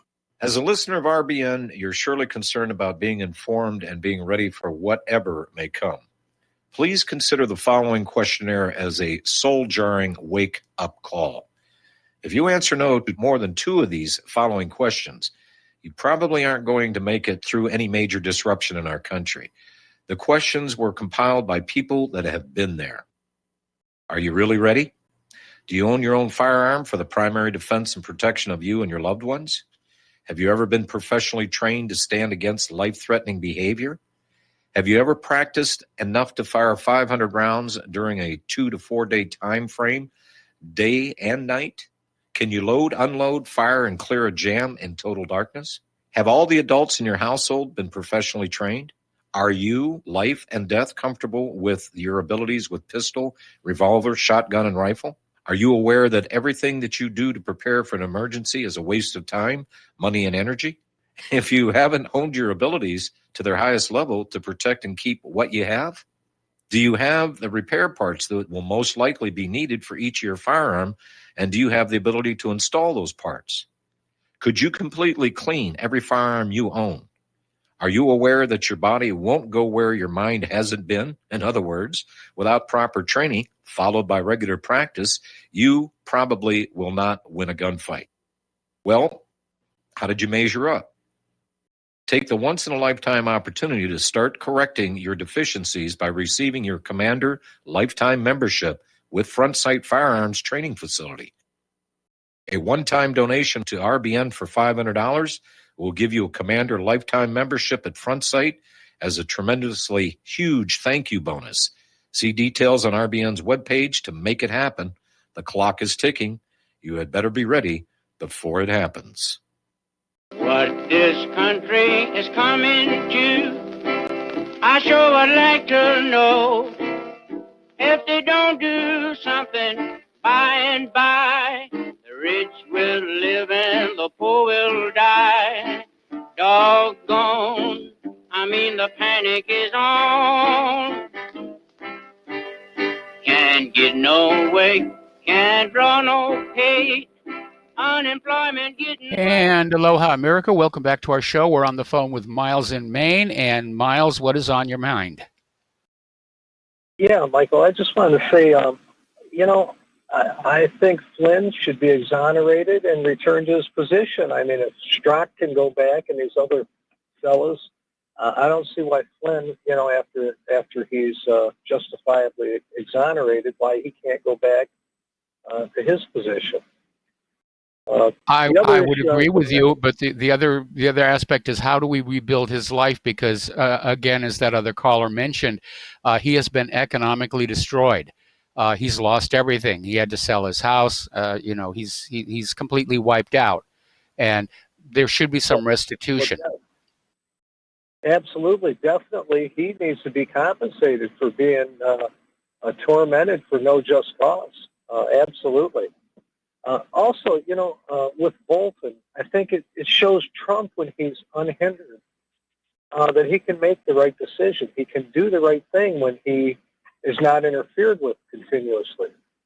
So that gave me a little bit of hope seeing Bolton go because we certainly didn't need Bolton around. No. And lastly, I wanted to comment on this Epstein deal. And I don't know, Michael, I know you're probably much more aware than I am with all the news you go through, but I've never seen once where they've talked to the guards about what went on. Now, from my standpoint of what I know, I mean, who knows if these guards were drugged? Who knows what happened? Who knows if they said, yeah, they took Epstein to some other side of the prison to resuscitate him. And then we hear, well, we didn't want to mention it, but, Epstein escaped and he's on this island now and there's no extradition. There's nothing we can do. Well, that doesn't explain the wheeling out of the body with his face exposed to go to the medical examiner. I think it was all a setup. I think they faked his suicide. And, of course, now supposedly he's buried in an unmarked grave.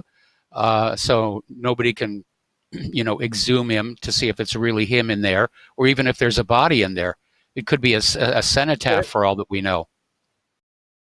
Has anybody that you've known of, has anyone talked to these guards? I mean, they were just so out of it. They didn't see him get wheeled to the other side of the place, or they were drugged, or what the heck went on? Supposedly the original story was that the guards fell asleep, and that's why they weren't checking on Epstein every 30 minutes as they were supposed to.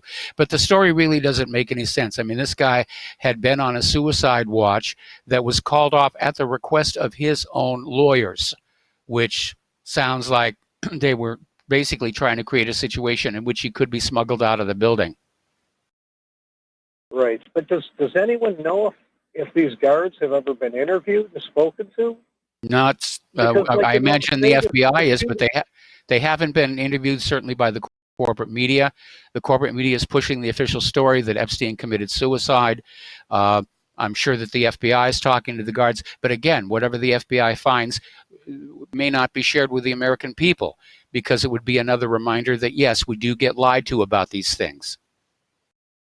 Yeah, and if you recall, this is in Las Vegas. Remember they had the guard, then they had a different guy that didn't quite look like the guard. It was totally different. They said, no, this is the guard, and then we never heard from the guard again. Yep. And then finally, what I wanted to ask you is your opinion, and I know I've heard you say before, why go through another investigation? We already know that we're not going to get the truth. But what is what's your official take on this reopening it and having the architects and engineers behind it and everybody like that? I mean, what do you think what could possibly or might come out of it? Any hope?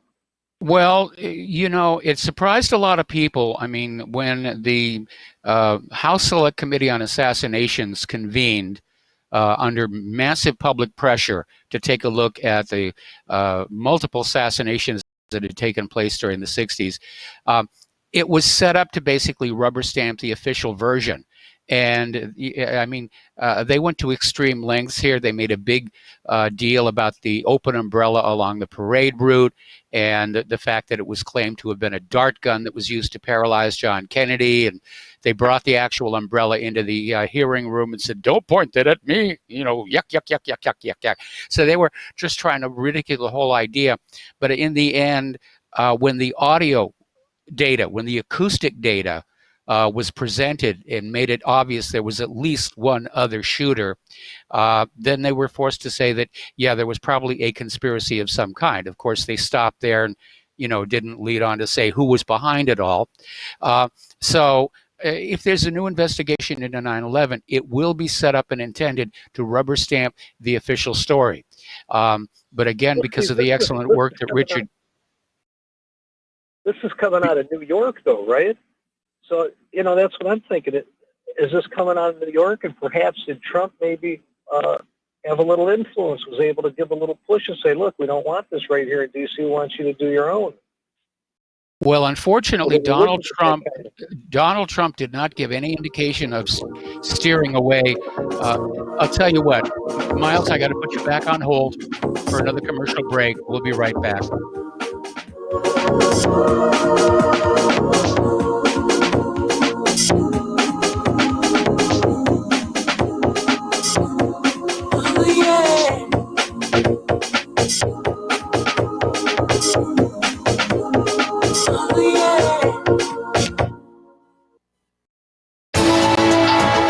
You are tuned in to the Republic Broadcasting Network.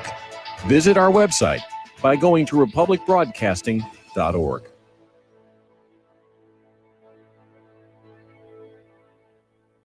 Extend your life with Extendovite. When your doctor tells you you have bad cholesterol or blockages in the arteries, what do? When diet and exercise is not enough, we try medications and hope for the best. For the last 2 decades, I have been telling people about a natural method to help solve these problems and more. Extendovite can help maintain cardiovascular health and lower blood lipid levels in adults. The 7 herbs in Extendovite are known to work together synergistically to get the results we hope for. There are many testimonials on Extendovite's effect on circulatory-related ailments. Get Extendovite today to start your journey back to a healthier life. To order, call 1-877-928-8822 or visit heartdrop.com or see us on amazon.com. Extend your life with Extendovite. Corporate media dominates the American opinion. Finding independent voices that counter this avalanche is becoming increasingly difficult. With the endless corruption running rampant throughout our government, independent voices are needed more than ever to battle the offensive against our freedoms and liberties. As a listener of RBN, no one understands this concept better than you. Now it's up to you to do your part. The time has come for you to take action and begin broadcasting the truth to hundreds or thousands of people every month. Sound impossible? Quite the contrary. With pointed slogans from LibertyStickers.com, you can reach countless sleeping Americans unaware that they live in a real-life wonderland. LibertyStickers.com has a huge inventory of political bumper stickers and messages that reflect the truth about our government, our politicians, and the future of America. With so many in stock, there's one perfect for you. Visit us today at LibertyStickers.com. Again, that's LibertyStickers.com. Do your part. Your voice is important. Let it be heard. Without the right accessories, any guy can be off the mark. Whether you've invested thousands in your arsenal or you own a single trusted firearm, a visit to AROutfitting.com is in order. It's one of the finest online selections of tactical optics and AR parts and add-ons, like EOTech, quick target acquisition with no peripheral loss. Browse the full range of Nikon scopes and binoculars. AROutfitting.com can illuminate your world with Streamlight gun-mounted lights from keychain to large handhelds, up to 1,100 lumens. Find some stability with Battenfield tactical bipods. AirOutfitting.com has CMMG gun parts, barrels, assemblies, handguards, part kits, and more. Plus mag-full clips and magazines. I know I've got you excited, so take a breath. Head to AirOutfitting.com. The site's super easy to navigate and features a ton of technical info, including links to manuals. We also welcome vendor and manufacturer inquiries. Remember, if you don't see it, we can get it at AROutfitting.com. Some are maxed out all their credit cards. Some are working 2 jobs and living in cars. Minimum wage won't pay for a roof, won't pay for a drink. If you gotta have proof, just try it yourself, Mr. CEO. See how far $5.15 an hour will go. Take a part-time job at one of your stores. I bet you can't make it here anymore. And aloha, America. Welcome back to the show. We're talking with Miles up in Maine. We're talking about 9/11. And Miles, I have to tell you, in watching Donald Trump during yesterday's commemorations, I did not see him in any way indicate deviation from the official story. We know that on the day 9/11 actually happened, he was interviewed in the media and he said he thought there had to be explosives. We know that during the 2016 campaign, he was dropping hints that 9/11 was not as it was known. But I think Trump is coming from the position right now that exposure of a hoax of this scale would be a death blow for this government, and it really would. And that's why a new investigation, if it's set up by the U.S. government, it will be an investigation to rubber stamp the official story. It gives them another chance to polish the lies a little bit and say, well, we know this part didn't make sense in the original story, but the reason for that is, and then they just pour more lies all over that. And as again, but Michael, isn't it kind of the cat out of the bag with the University of Alaska information that went on and everything? I mean, with that coming out, I'd have to say it's kind of a little bit like the cat getting out of the bag for the time being. Well, that University of Alaska study, I mean, it's great that it was done, but it's not like it wasn't known that World Trade Center 7, for that matter, the two towers, were a controlled demolition. The official story never made sense, but the attitude of the government is, this is the official story, and we are sticking with it. And if you're a loyal American, you will believe the bovine excrement. And I'd love to see a new investigation. I'd love to see some surprise information come out of the woodwork, the way the audio data did on the House Committee on Assassinations, where they have to say, okay, some part of the story didn't work. But again, as we dig into it, we find out that Barbara Olson's call never really happened. The guy on Flight 93 who was supposed to have said, let's roll, that never happened. It was just all, fairy tale from beginning to end.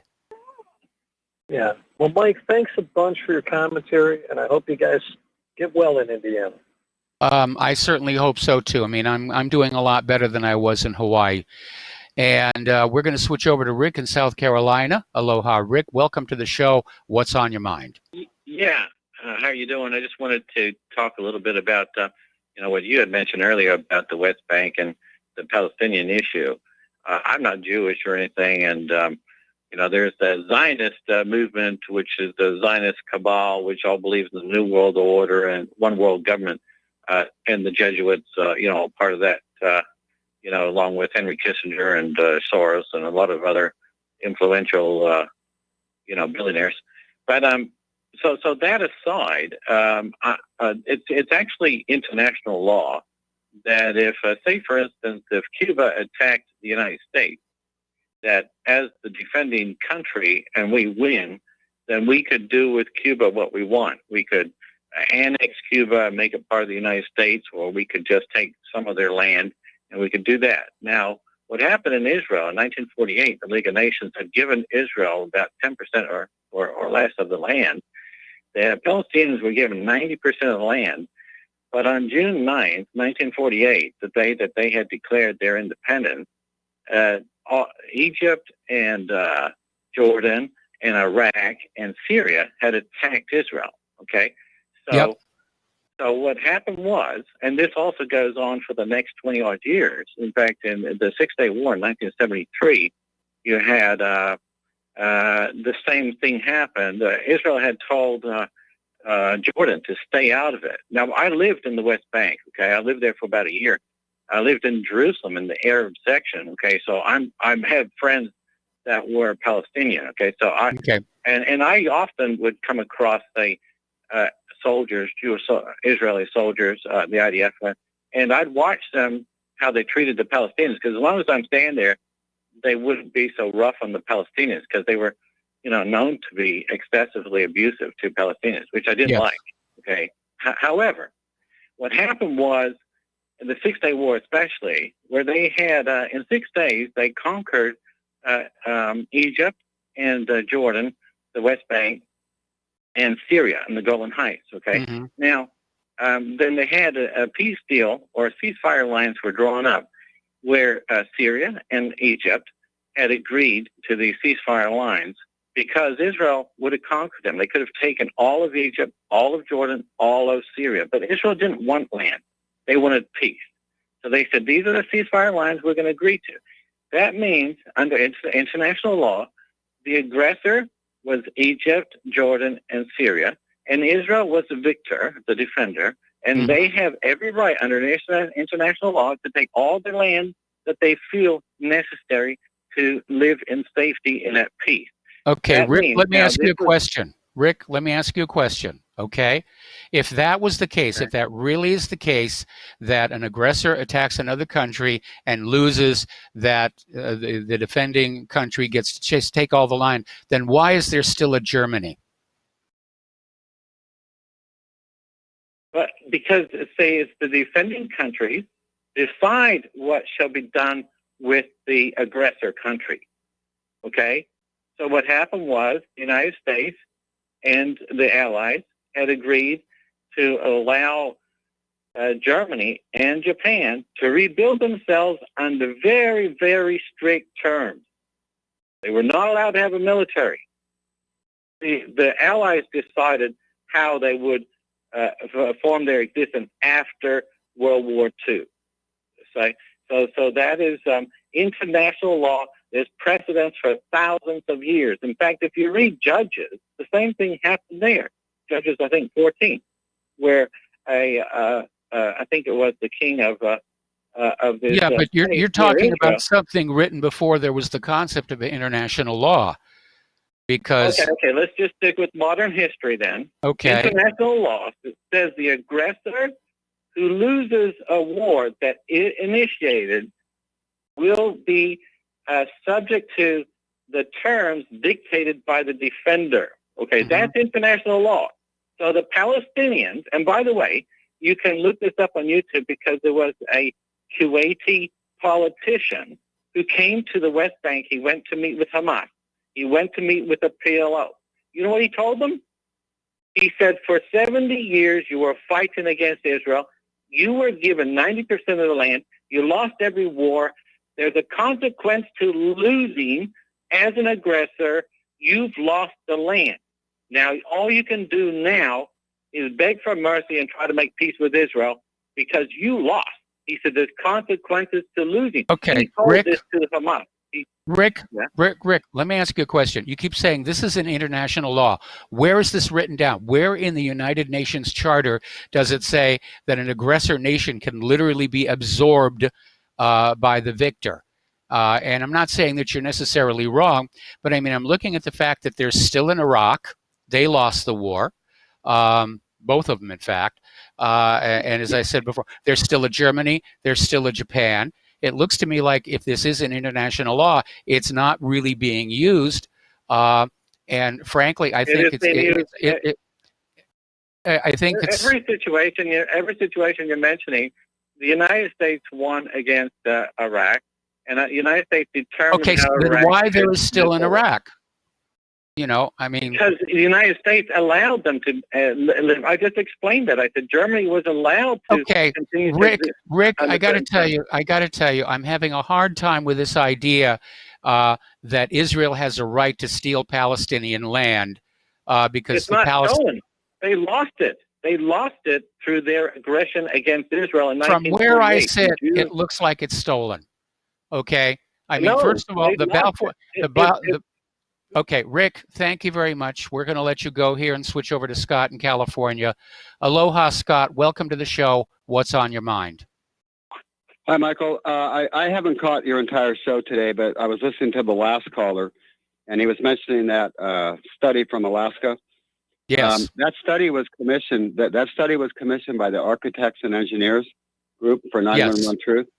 Yes. And I would are you aware of the grand jury thing, Southern District of New York, that got pushed through by the Lawyers Committee for 911 inquiry? Yes. Okay. Where they're starting to look at the yeah. Yeah. Well, it took 6 or 8 months for the U.S. attorney to do his job and submit it to a grand jury. So what I suspect will happen is that the study from Alaska will be put in as evidence.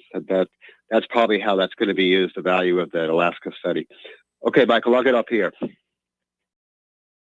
Okay, well, thank you very much. Here, we're going to get back to the news.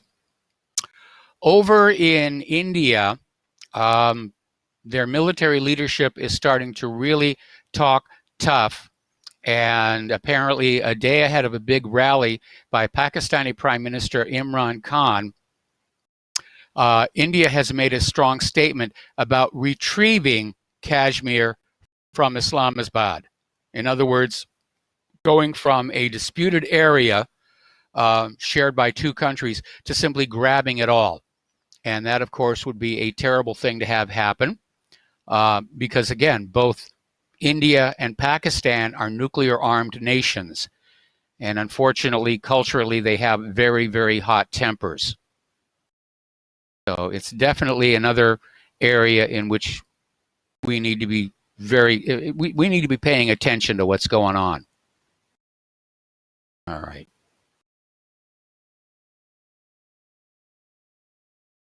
Okay, now a new poll shows that American voters favor a series of policies which, if enacted, would radically reshape U.S. foreign policy around the world, especially when it comes to the use of military force. Now, the poll is from progressive group Data for Progress, and YouGov shows that nearly half of American voters want to change the authorization for the use of military force. Congress's 2001 decision to authorize the president to use military force against those responsible for the September 11 attacks. Only 33% want to keep it in place. It also showed that 62% of American voters strongly or somewhat support reducing U.S. aid to alleged human rights abusers, and that 52% of voters support or strongly support ending weapons sales to Saudi Arabia, which has used U.S. weapons in support to inflict thousands of casualties in Yemen, of civilians, I might add. All righty.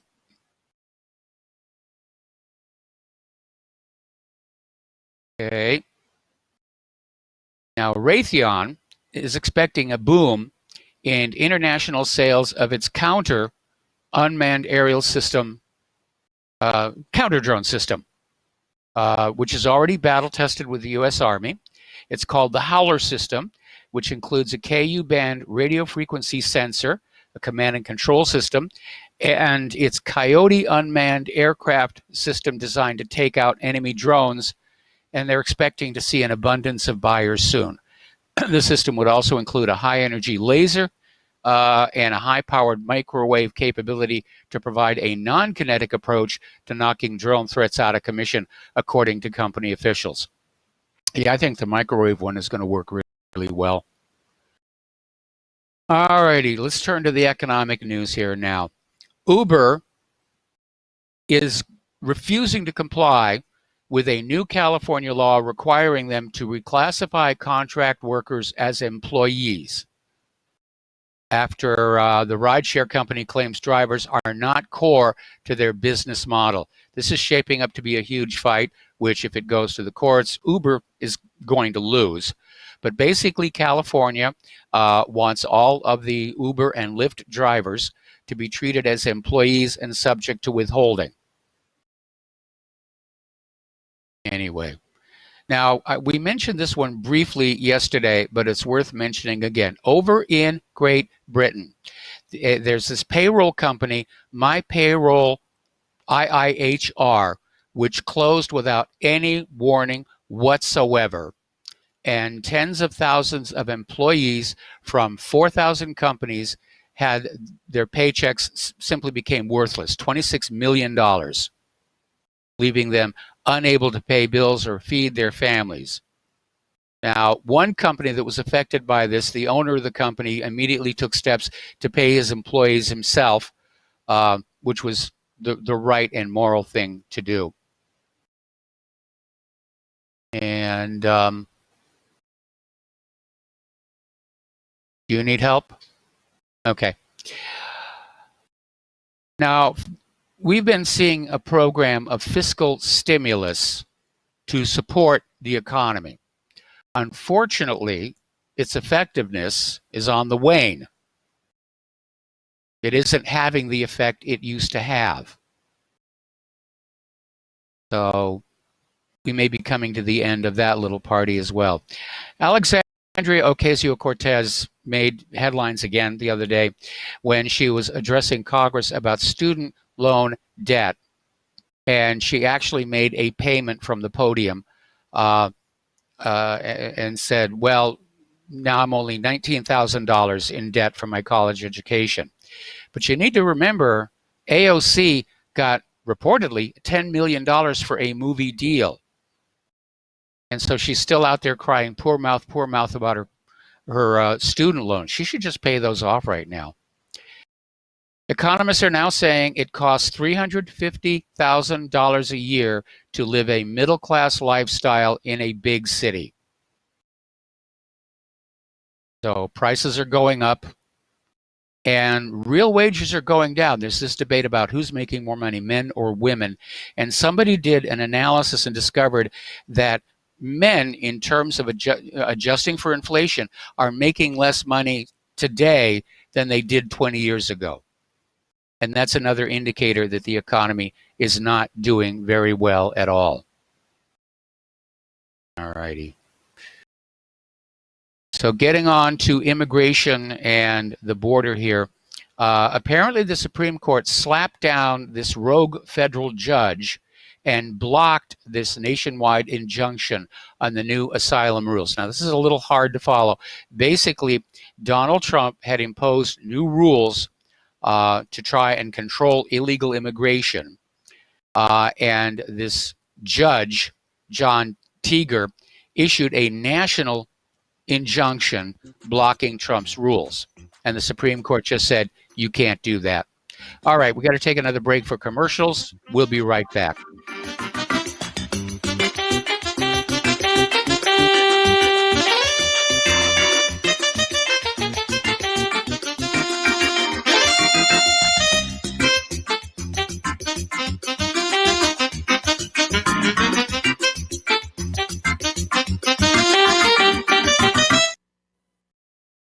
Republic Broadcasting Network depends on listener support of our advertisers and of our sponsors. We'd like to especially thank all of you who have taken advantage of our fundraiser with FrontSight Bonus. Those who are now FrontSight members, please train as soon as possible for your sake and for that of our nation. And please consider sharing your training and what you've learned when you arrive home. Republic Broadcasting Network has to stop promoting this fundraiser on air and on the website in just a few days. Dr. Ignatius Piazza, president of FrontSight, made a gracious exception to his no media rule for us at Republic Broadcasting Network. Thank you, Dr. Piazza. And once you've been to FrontSight, feel free to call your favorite host and share your experience on the air. We can continue this fundraiser without media help, but it'll be totally up to the listeners to spread the information. Please call Dan Sutterfield in Missouri at 573-465-2356, 573-465-2356. That's 573-465-2356. The reviews for Extendivite are amazing. Here are some from Amazon. September 2018. Extendivite works in keeping my blood pressure in the normal range. I've been using Extendivite for many years now. May 2018. Great product. I use regularly and I rarely get sick. March 2018. This product has relieved what appeared to be angina pain in my chest and shortness of breath after climbing stairs. I'm quite happy about it. February 2018. My husband, son, and I have been using this product for a few months now, and we have noticed an improvement in our joints and blood pressure. Tell us your story. Get Extendivite today. To order, call 1-877-928-8822. That's 1-877-928-8822. or visit heartdrop.com. Extend your life with Extendovite. Folks, this is very important information. What's to be said about CBD? AncientLifeOil.com. Our CBD is made from hemp and has 0.003 THC, which means this wonderful product won't get you high, no matter what amount you take. What does CBD do for the body? My hands are tied. But you can Google CBD benefits and be astounded. When you're finished reading, you'll want to log on to AncientLifeOil.com. That's AncientLifeOil.com and purchase. Life is good when you feel good. People are tired of pain. People are asking for non-GMO organic products to help them with you fill in the blank. Legal in 49 states, and again, our CBD is made from hemp. Ancient Life Oil is about helping people one by one by one. If you wonder how good the product is, the CEO takes it every day without miss. AncientLifeOil.com. That's AncientLifeOil.com. Have a great day. We will not go down in the night without a fight. You can burn up our mosques and our homes and our schools, but our spirit will never die. We will not go down in Gaza tonight. And aloha, America. Welcome back to the show. Here we're talking about the immigration problem. And apparently Defense Secretary Mark Esper has authorized up to 5,500 service members to continue their missions along the U.S.-Mexico border in fiscal year 2020. This was in response to a request last week from the Department of Homeland Security to extend the mission. Now, the troops will provide infrastructure support, operational support, detection and monitoring support, and air support. They do not directly interact with the illegal immigrants coming across the border, but they are there to basically take over some of these jobs, freeing up ICE agents to, in fact, do that. Now, meanwhile, the Democrats once again are threatening to withhold their votes on a spending bill for the Pentagon unless Republicans agree to block President Trump from repurposing defense funds for the wall on the Mexican border. And apparently Democrats today offered an amendment in committee to block Trump from reallocating defense funds for the wall. Those Democrats do not want a wall. They want the illegal immigrants flooding into this country so they can be registered to vote and vote Democratic next year. That's their strategy. I mean, do you think the Democrats really care about these immigrants? They don't even care about Americans. They just want those votes. And they'll do anything to get them. Block the immigration wall, plunder the legal American citizens to give free stuff to the illegals. Now, Obama's Homeland Security Secretary, Jay Johnson, basically skewered the Democrats on the immigration issue, saying, you've gone way too far to the left. And he says, look, most Americans want to be fair and treated in a humane way. Those who have migrated here, who are desperate, who are fleeing really bad conditions. We want to take care of the dreamers. But Americans also want secure borders. They want to get control of illegal migration. But to the Democrats, they don't care. They just want numbers. They want bodies. I mean, it's a perfect setup for them to steal the elections next year. According to Yale and Harvard, 26 million illegal immigrants in this country spread all over, pouring into the formerly red districts. No voter ID laws.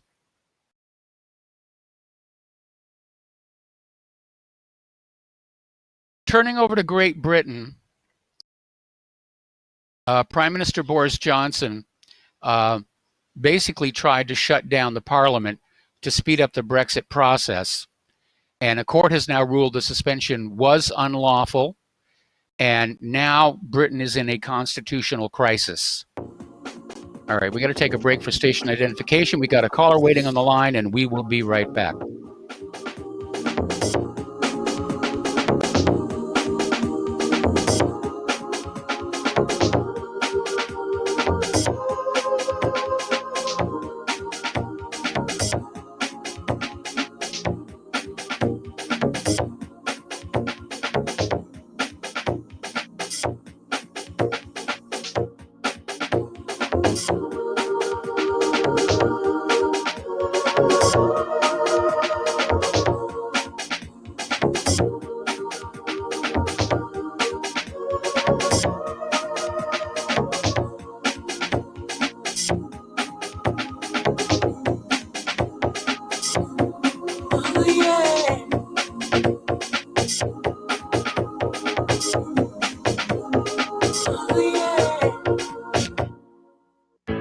Many people write us about their experience with Extendivite. Allow me to read you some from Amazon.com.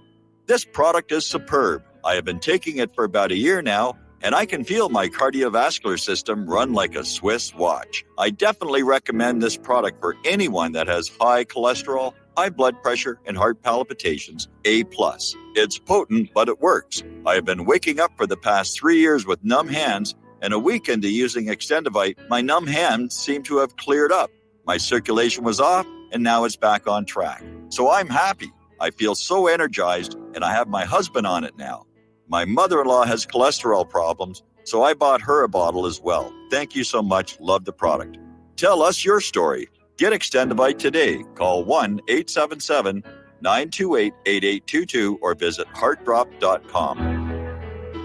Extend your life with Extendovite. This is RBN, the Republic Broadcasting Network.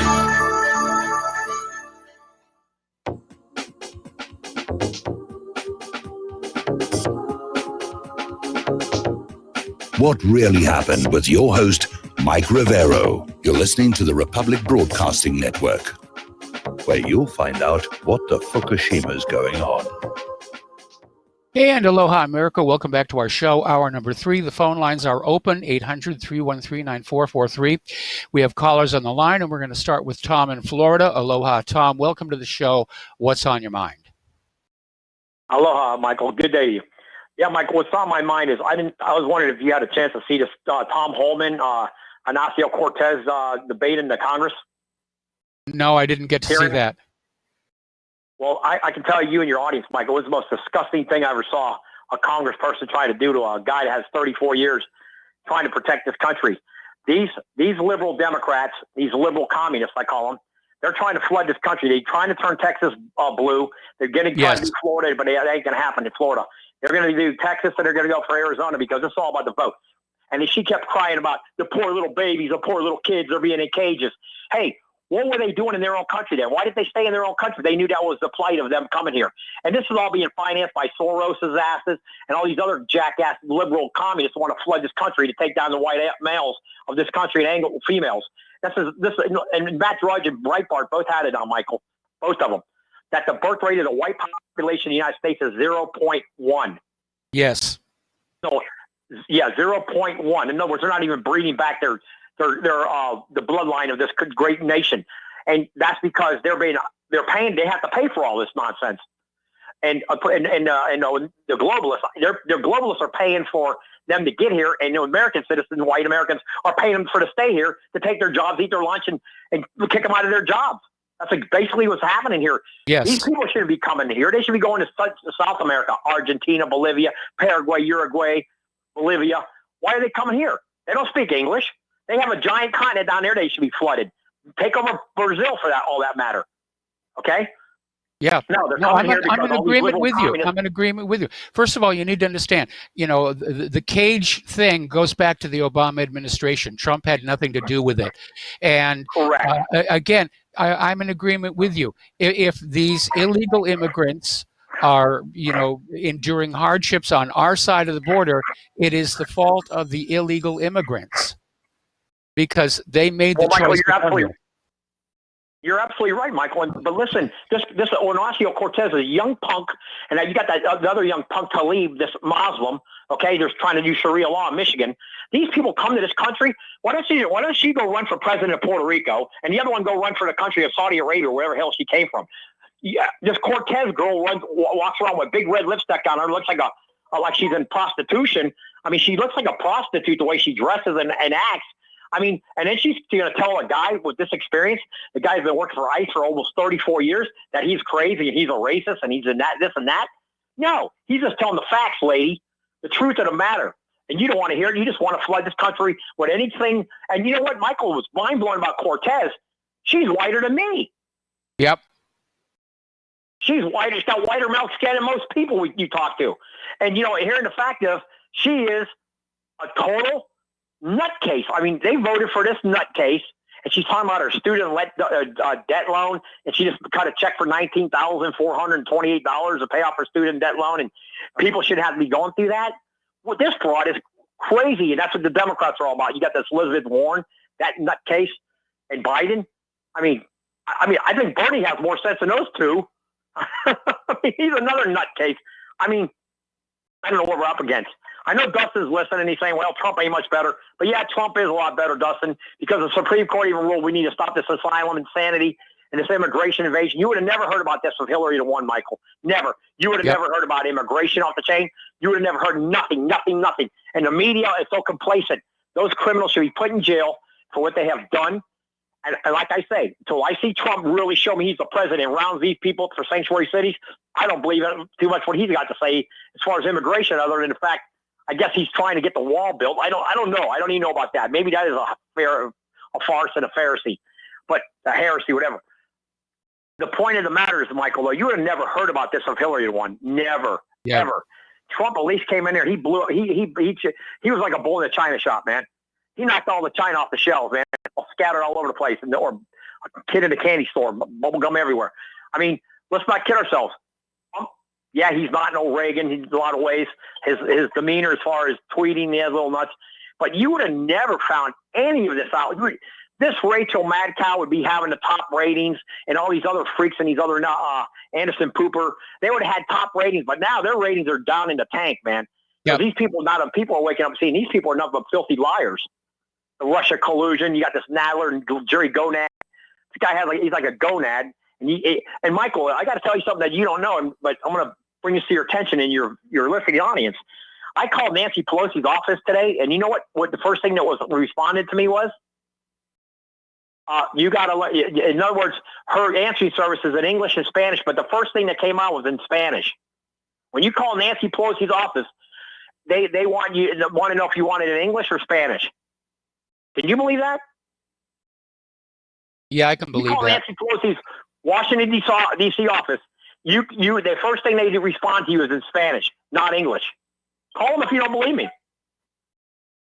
Oh, that's what the modus operandi of these Democrats are.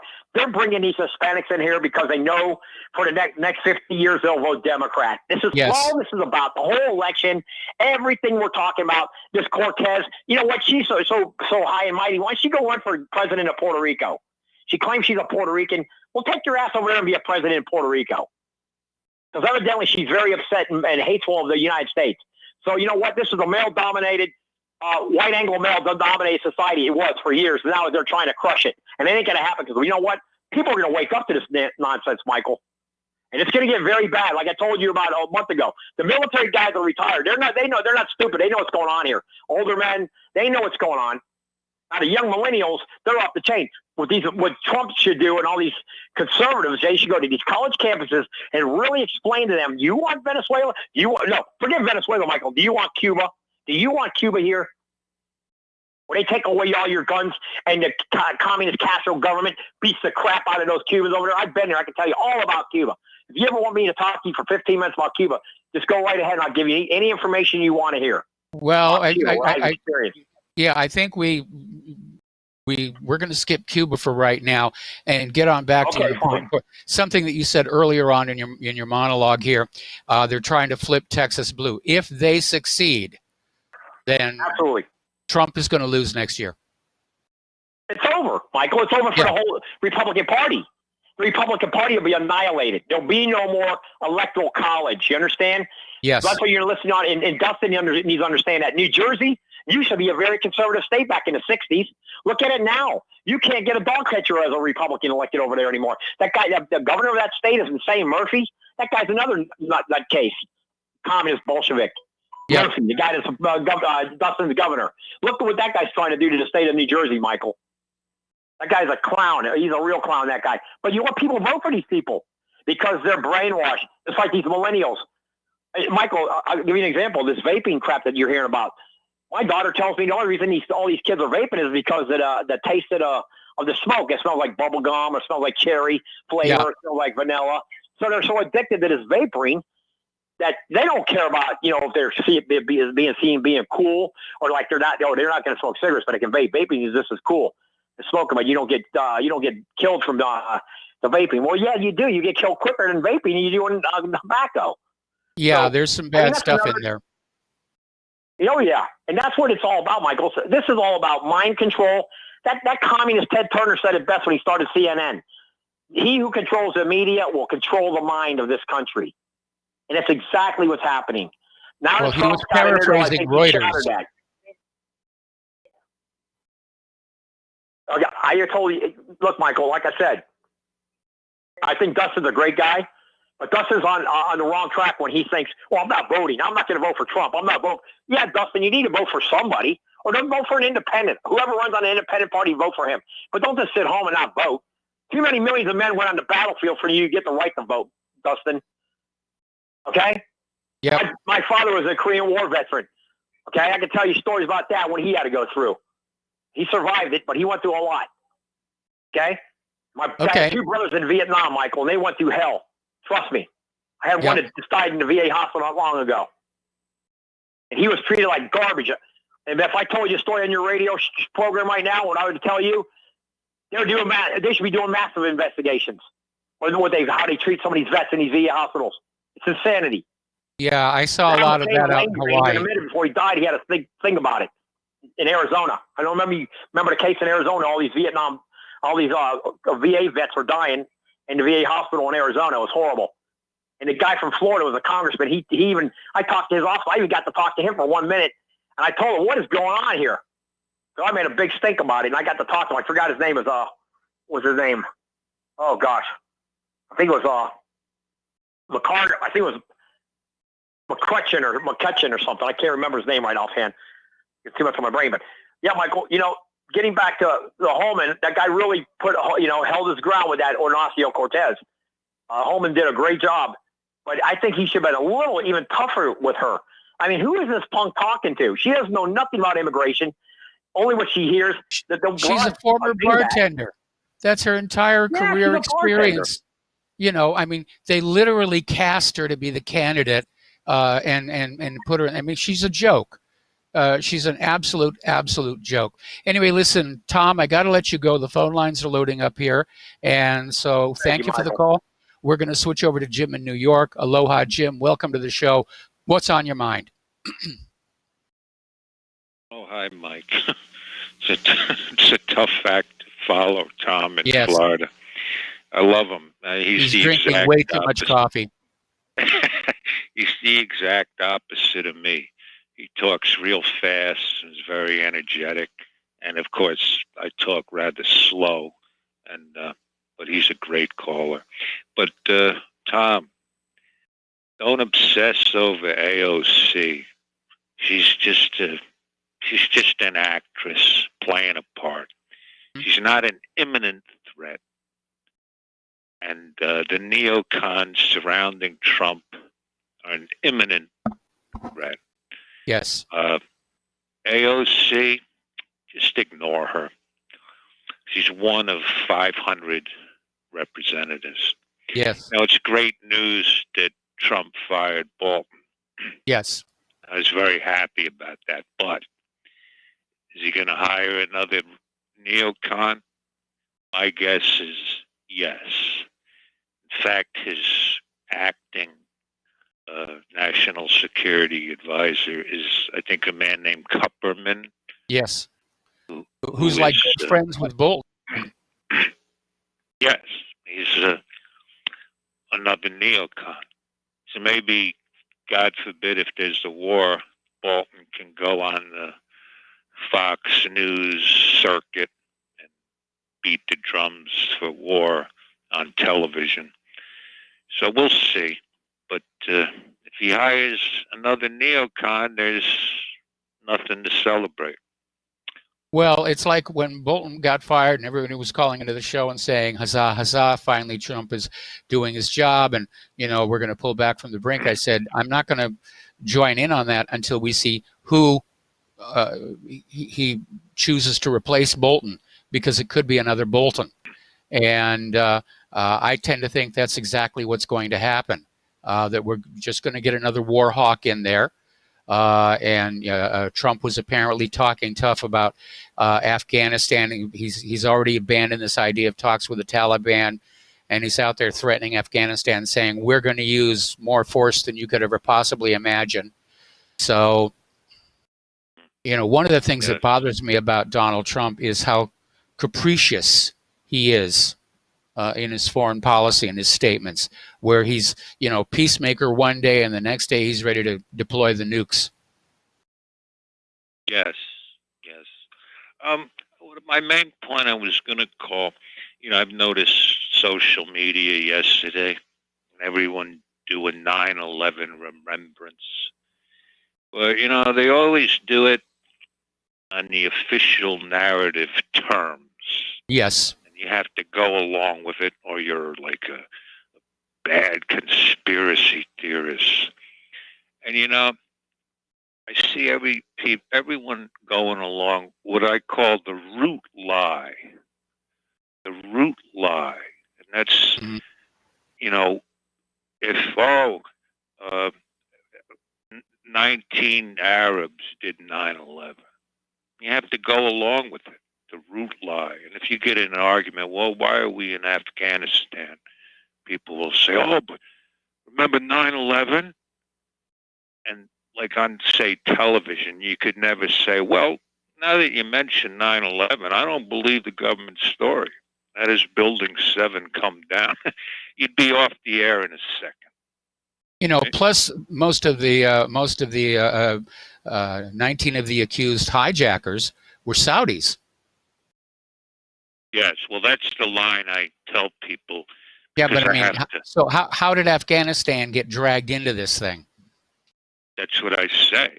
I have to go along with the root lie in certain situations. And I say, why did we attack Afghanistan and Iraq when the government says 15 of them were Saudis? But even there, I'm going along with the root lie, and the root lie is what really happened on 9/11. And can you imagine if Trump came out and said, you know, I don't believe 9/11. I think the CIA and the Mossad did it. He would be impeached immediately. They'd enact the 26th Amendment. 25th. Say the 5th, and say the president has lost his mind. He's insane. So we're stuck where we have to go along with these root lies. Another root lie is Sandy Hook. Now, the NRA says a good guy with a gun will beat a bad guy with a gun.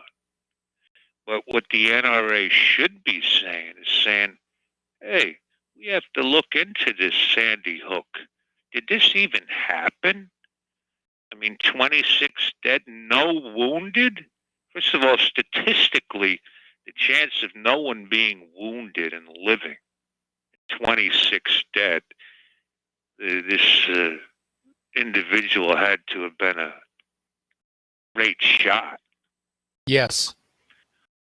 So the gun rights people, like the NRA, they've lost already because they're going along with the root lie. Yes. What do you think? No, you're absolutely right. If you concede to your opponent their basic premise, then you've already lost.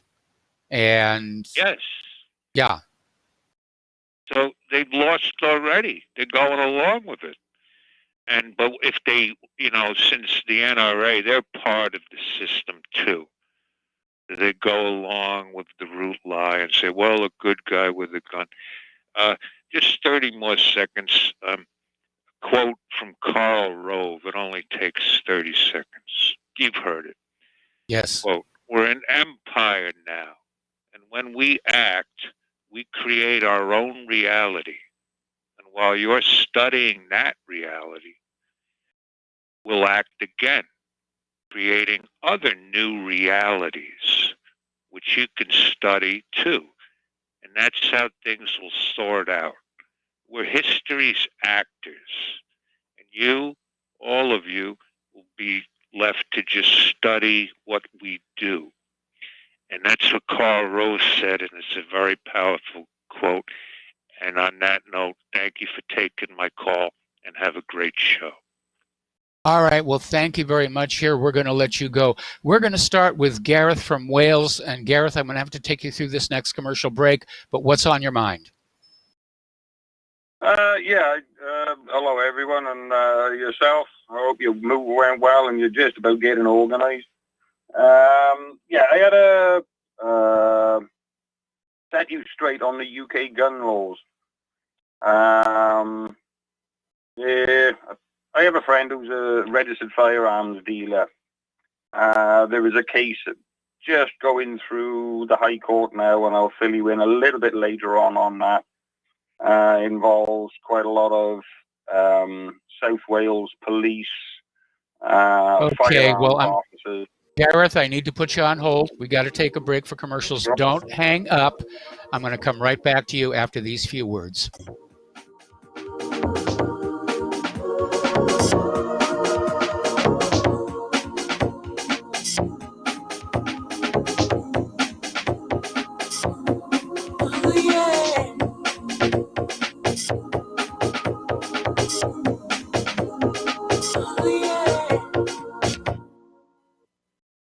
So, you love talk radio? Then you'll love TalkStreamLive.com. TalkStream Live is always on, 24/7, with the best streaming talk shows. Find your favorite talkers and discover some new ones. It's free, readily available online or on mobile with any smartphone or tablet. Finding your favorite talk shows all in one place has gotten a whole lot easier. Just go to TalkStreamLive.com. Be sure to download the free apps from Google Play or the iTunes App Store.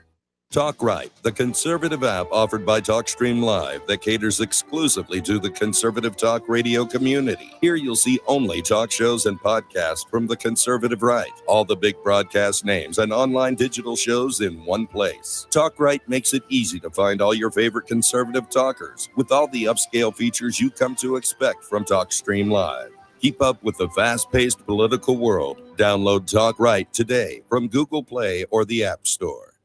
Folks, we're living in a world the likes of which we've never perceived any clearer than we do now. The plan for global governance has been in the works for generations and would have likely been achieved by now, but for the fact that the globalists left open their Achilles heel. With all their tools, Federal Reserve System, fiat currency, no child left behind, and then Common Core education introduced to our schools to dumb us down, vaccines, pharmaceuticals to lobotomize us, GMO foods, insertion of compromised or bought and paid for politicians, judges, mainstream media propaganda, all pieced together like a puzzle designed to ultimately bring the world under submission. But with all their strategy, they forgot one thing: knowledge. And knowledge is power. With knowledge, their bombardment is nullified. Folks, with that, as brilliant and knowledgeable as you've become, among the wisest audience of any radio audience in the world, and you are, I want you to take a moment to reflect and ask yourself, how much of that knowledge did I obtain from Republic Broadcasting Network? How high has my consciousness been raised since I've been a listener? How fast am I now able to discriminate truth from fake news by being a Republic Broadcasting listener? How clear am I now able to see the world since I've been listening to RBN? Ask yourselves those questions, folks. Then ask yourself, what is that knowledge worth to me? Like my morning coffee, how would I survive without it? A voice of truth in a sea of lies. Do we not all need to make sure it survives? Like public broadcasting, we are now finding we can only survive with listener support. Censorship, advertisers being attacked, truth itself being attacked. It's the only way through this. We at Republic Broadcasting humbly ask you to become a supporter. Look at your budget and make a determination of what Republic Broadcasting is worth to you and what you can afford on a monthly basis. Go to republicbroadcasting.org and pledge 20, 30, 40, 50, if possible, 100 a month or more if it's affordable. Click the donate button and become a regular monthly donor. Assure both us and yourself that Republic Broadcasting truth will continue to flow like that morning coffee. The network thanks you.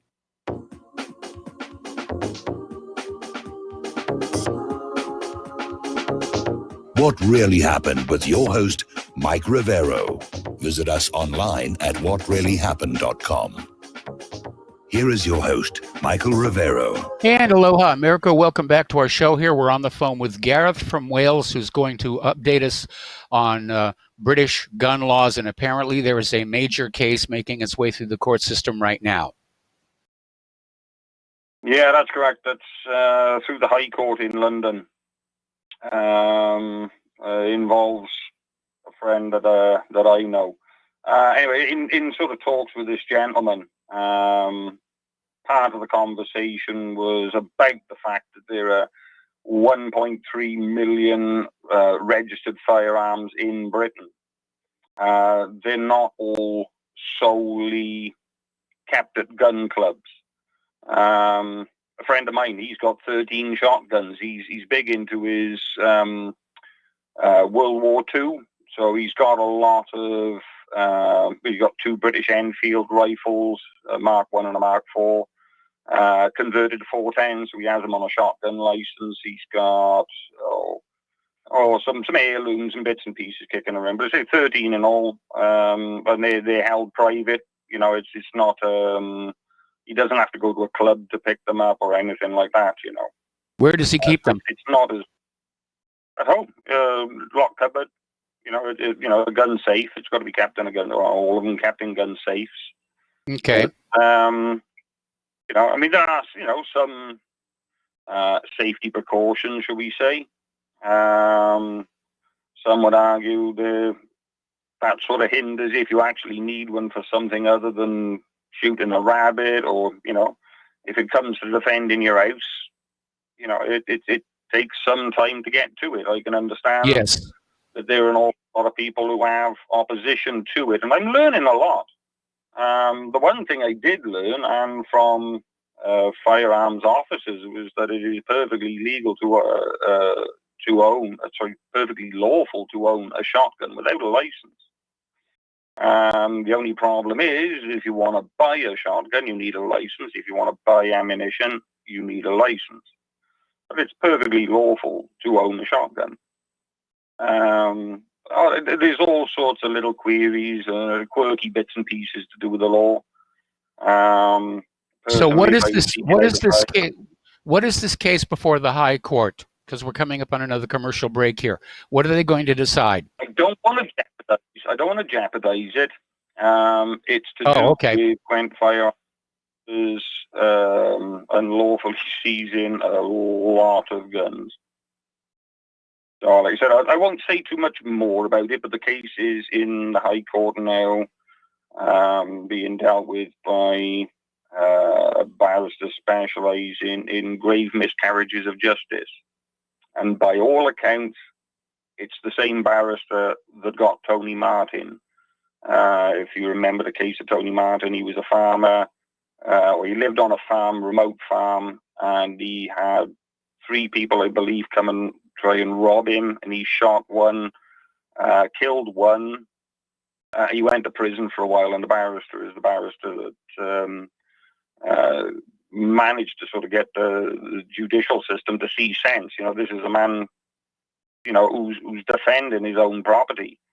I know the argument at the time was that he'd ambushed these 3 men in his own house, which is ridiculous considering that the 3 of them had driven 76 miles to rob him.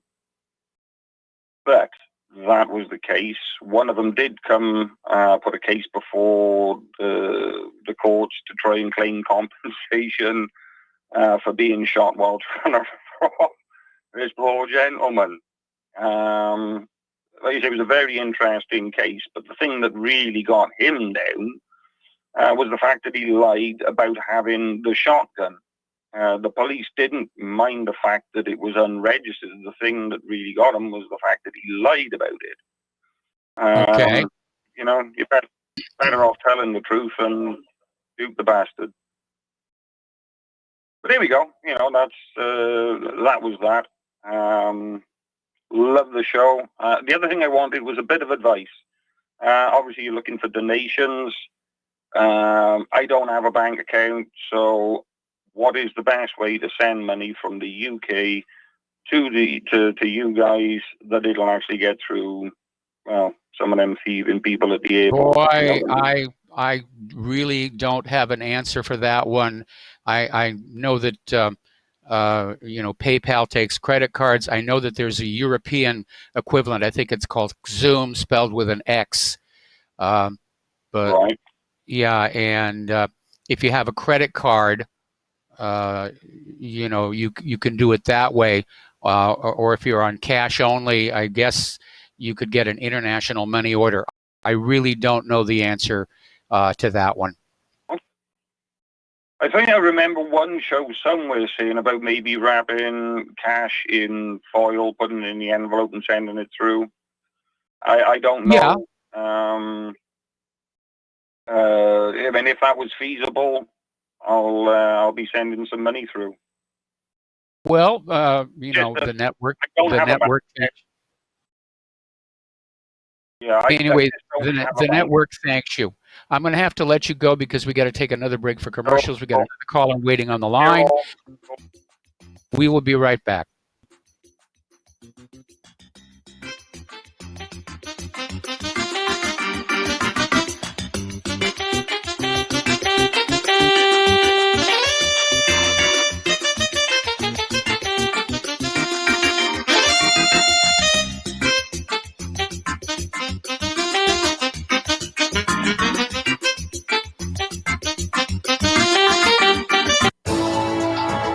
You are tuned in to the Republic Broadcasting Network. Visit our website by going to republicbroadcasting.org.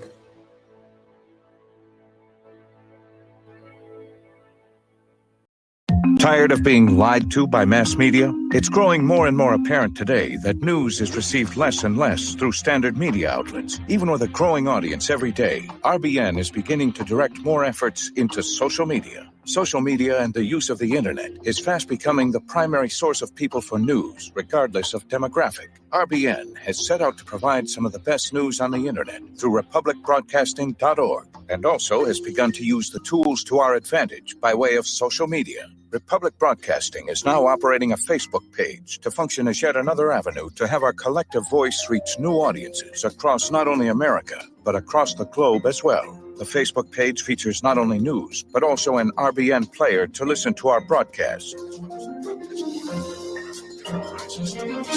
Get involved by visiting facebook.com/Republic Broadcasting and liking our page and share it with your friends and family, because you can handle the truth. Don't regret growing old. It's a privilege denied to many. Heart disease is taking our youth from us. Young people in their 30s, 40s, 50s, and beyond are dying needlessly. One of the hardest messages I've ever had to deliver is to convince people that something natural like Extendivite should be taken as a preventative measure. I'm sure you heard an ounce of prevention is worth a pound of cure. Extendivite is that ounce. Take Extendivite for 1 year and see what your doctor has to say and how much better you feel. Herbs take time to address the problem. It took years of life to have a problem. Give Extendivite 1 year to fix the problem. Don't wait until it's too late. Call 1-877-928-8822 or visit heartdrop.com or visit us on Amazon. Extend your life with Extendovite. So are you tired of being tired? Well, then it's time to get the tea. Hey, it's Lisa here to tell you about this all-natural, all-organic tea I've been drinking that has had great results for over 20 years. It's called Life Change Tea, and it's specially formulated to help detoxify and cleanse your kidneys, liver, colon, and blood all at once. The colon is one of the most ignored organs in the human body. The faster that waste is eliminated from the body, the less time that waste sits in our intestines, spreading toxins to our bloodstream. This tea helps cleanse chemicals caused by outside intruders from our entire digestive system. And get this, weight loss can be a side effect. And with continued use of the tea, you can experience clearer, healthier, younger looking skin, increased energy, and a happier outlook on life. So if you're tired of being tired, get the Life Change Tea at getthetea.com. That's getthetea.com. And like me, you'll be glad you did. When all this twisted steel was swept away, did these remaining holes reveal what's really happened? And aloha, America. Welcome back to our show here. We're going to go back to the phones to Reese in New York. Aloha. Welcome to the show. What's on your mind? Yes. Hi, Mike. We may differ. I have a differing view on the Pentagon attack. I don't believe it was hit by Flight 77. I didn't call to debate that point by point. I had another take that I think might lean the debate in my favor, a point that has not been considered yet, and I'm going to tell you what that is now.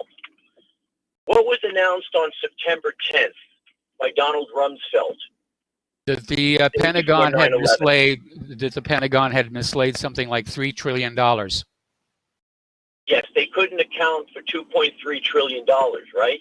Yes. Well, the news would have been wiped off the headlines with what happened the next day. We know that. Yes. But think about this. With all that would be on the line, with making sure those records disappeared because Donald Trump just let the cat out of the bag the day before. So we have to now destroy the evidence. Let's think of how that plane was supposed to have come down. That plane, Flight 77 would have had to do a 270-degree corkscrew vertically with changing air pressure, because when you get close to the ground, the air pressure varies greatly. So you would not be able to have pinpoint precision directing an airplane in a corkscrew pattern like that. And with all that was on the line, they had to make sure that the impact occurred at the Office of Budget Management, which it did. That is why I believe that it was a cruise missile. What I think they did is the Flight 77 flew over the Pentagon. So the witnesses did see that plane go over the Pentagon, but I believe that the cruise missile hit it. And the reason is that it was too much on the line to allow that plane to miss, impacting where it did. A cruise missile can be guided by satellite with pinpoint precision. So that's the point that I wanted to make here today. Well, it's an interesting take, and you're certainly right. The Flight 77 did circle the Pentagon. Witnesses saw it, and it basically came in on the other side in order to hit the office where the auditors were trying to find where that $2.3 trillion vanished to, which means whoever got that money got away with that. The problem with the cruise missile theory is that there are hundreds of witnesses who saw the plane flying toward the Pentagon, but there are no witnesses who saw it flying away. And with the sounds of the explosion and the smoke and everything, more people would be looking up at the sky. So that's really where this kind of falls apart.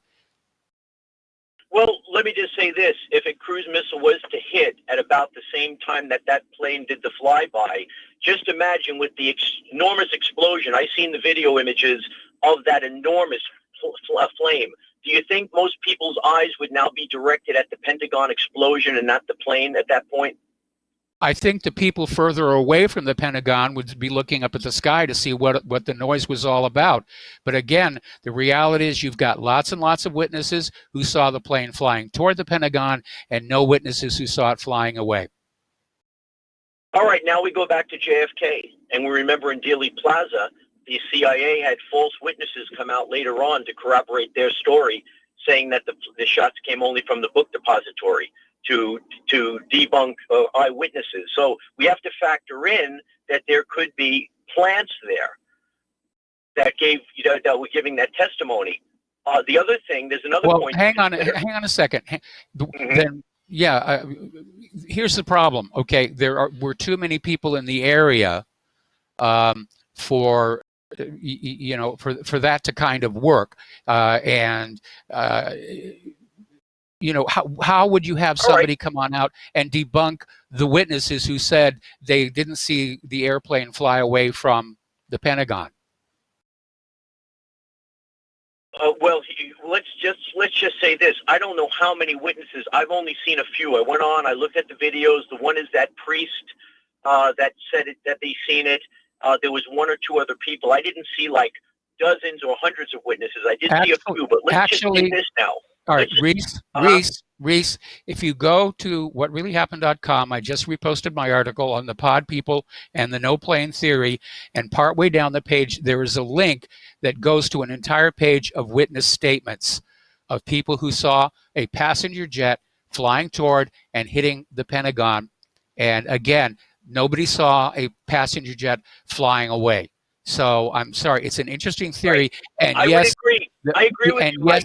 I agree with you. And yes, the plane did hit the office where they were trying to find where that $2.3 trillion went. Anyway, Reese, you said you didn't want to debate this point by point, so we're going to let. We're going to let. One final point. No, Reese, I'm tired of talking about this. Okay, every September 11th, they drag out the no plane nonsense, and I'm frankly sick of it. So thank you for the phone call. We're going to let you go and switch over to Brian in Colorado. Aloha. Welcome to the show. What's on your mind? Thank you. I did catch a few words from the man from UK calling in, talking about somebody that got in a lot of trouble for lying to an officer there. Yes. Which can happen to you in the United States if you lie to a federal officer here. So it's very simple. All you do is just tell them you need counsel before you answer any questions, and he cannot ask you another question or is in violation of your right to counsel. And this is the backed Miranda up ruling. Miranda versus Arizona and Escobedo versus Illinois. Yep. And if he asks you another question, then he's in violation of your right to counsel. And if they get you to talk after that, then nothing is admissible. Yes. Thank you very much. Absolutely right. Well, thank you very much for the phone call. We're going to let you go here. All righty. Since we're talking about guns and gun laws in Great Britain here, Alyssa Milano is a champion of the red flag laws. There's a little bit of a wrinkle there. She has admitted on Twitter that she suffers from mental illness. It's self-admitted, and yet she has 2 guns in her home. So if the red flag laws were actually in effect, Alyssa could have her guns taken away. How is it that she has guns, given her self-admitted mental illness? All right. There was another little video we linked to about this Austrian survivor from Nazi Germany just saying, keep your guns, buy more guns. Because that's how you hold a tyrannical government at bay. Now, needless to say, and we've seen this happen before, the gun sales are surging after the Democrats demand mandatory buybacks and confiscation. Every time the Democrats start talking about banning guns or limiting guns, gun sales go through the roof. You'd think they would have learned by now. And, you know, business is brisk. People want their firearms. Now, all of a sudden, we're seeing a spate of retailers in states where open carry is allowed, putting out announcements saying, do not open carry on our premises. Now, this strikes me as kind of poor thinking, because it basically means that anybody coming into the retail establishment with ill intent is not going to see a deterrent. Hey, nobody here is armed. I can do what I want to do. I would think that the retailers would welcome open carry of law-abiding citizens as a way to convince those of ill intent to just turn around and walk out of the building and go someplace else. But of course, we're dealing with the gun grabbers. And I think what we're seeing here is that the liberals are threatening retailers with boycotts or other actions if they don't go along with the gun grabbing agenda. Anyway, out in Hollywood, Lori Loughlin, the actress from the college admission scandals, might be getting off scot-free. A federal judge is questioning the prosecutor's narrative and is considering that it could be Loughlin, her husband, and the other parents that are the victims, according to CNN. The judge is apparently thinking that it really was the university admissions department that was initiating these discussions about, if you tithe us, you know, with a nice donation, we will allow your child into our school. Maybe, maybe not, or maybe it's another case of celebrities don't have to face the consequences of their actions.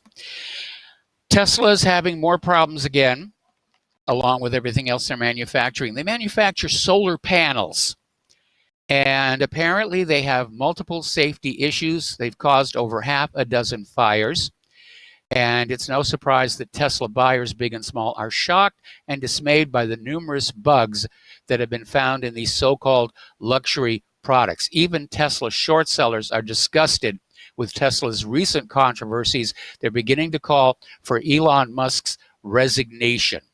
Now, the solar panels are actually made by Solar City, which is owned by Tesla.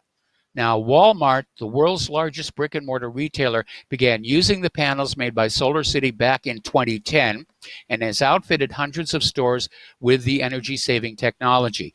As of November of last year, 7 Walmart stores had dealt with fires caused by problems with the solar panels. All right. Over in Great Britain, and I don't know where this is coming from, but apparently a school in Great Britain gave their teenage English students an assignment of writing a suicide note.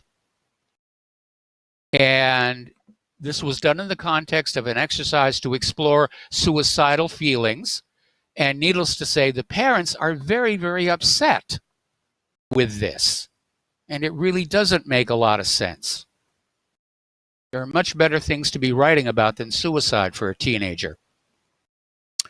Over at Purdue University, they're allowing a Chick-fil-A to open on campus. This, of course, has got the gay students in a lather, and they're out there saying, no, you can't allow it, you can't allow it. But somebody circulated a petition.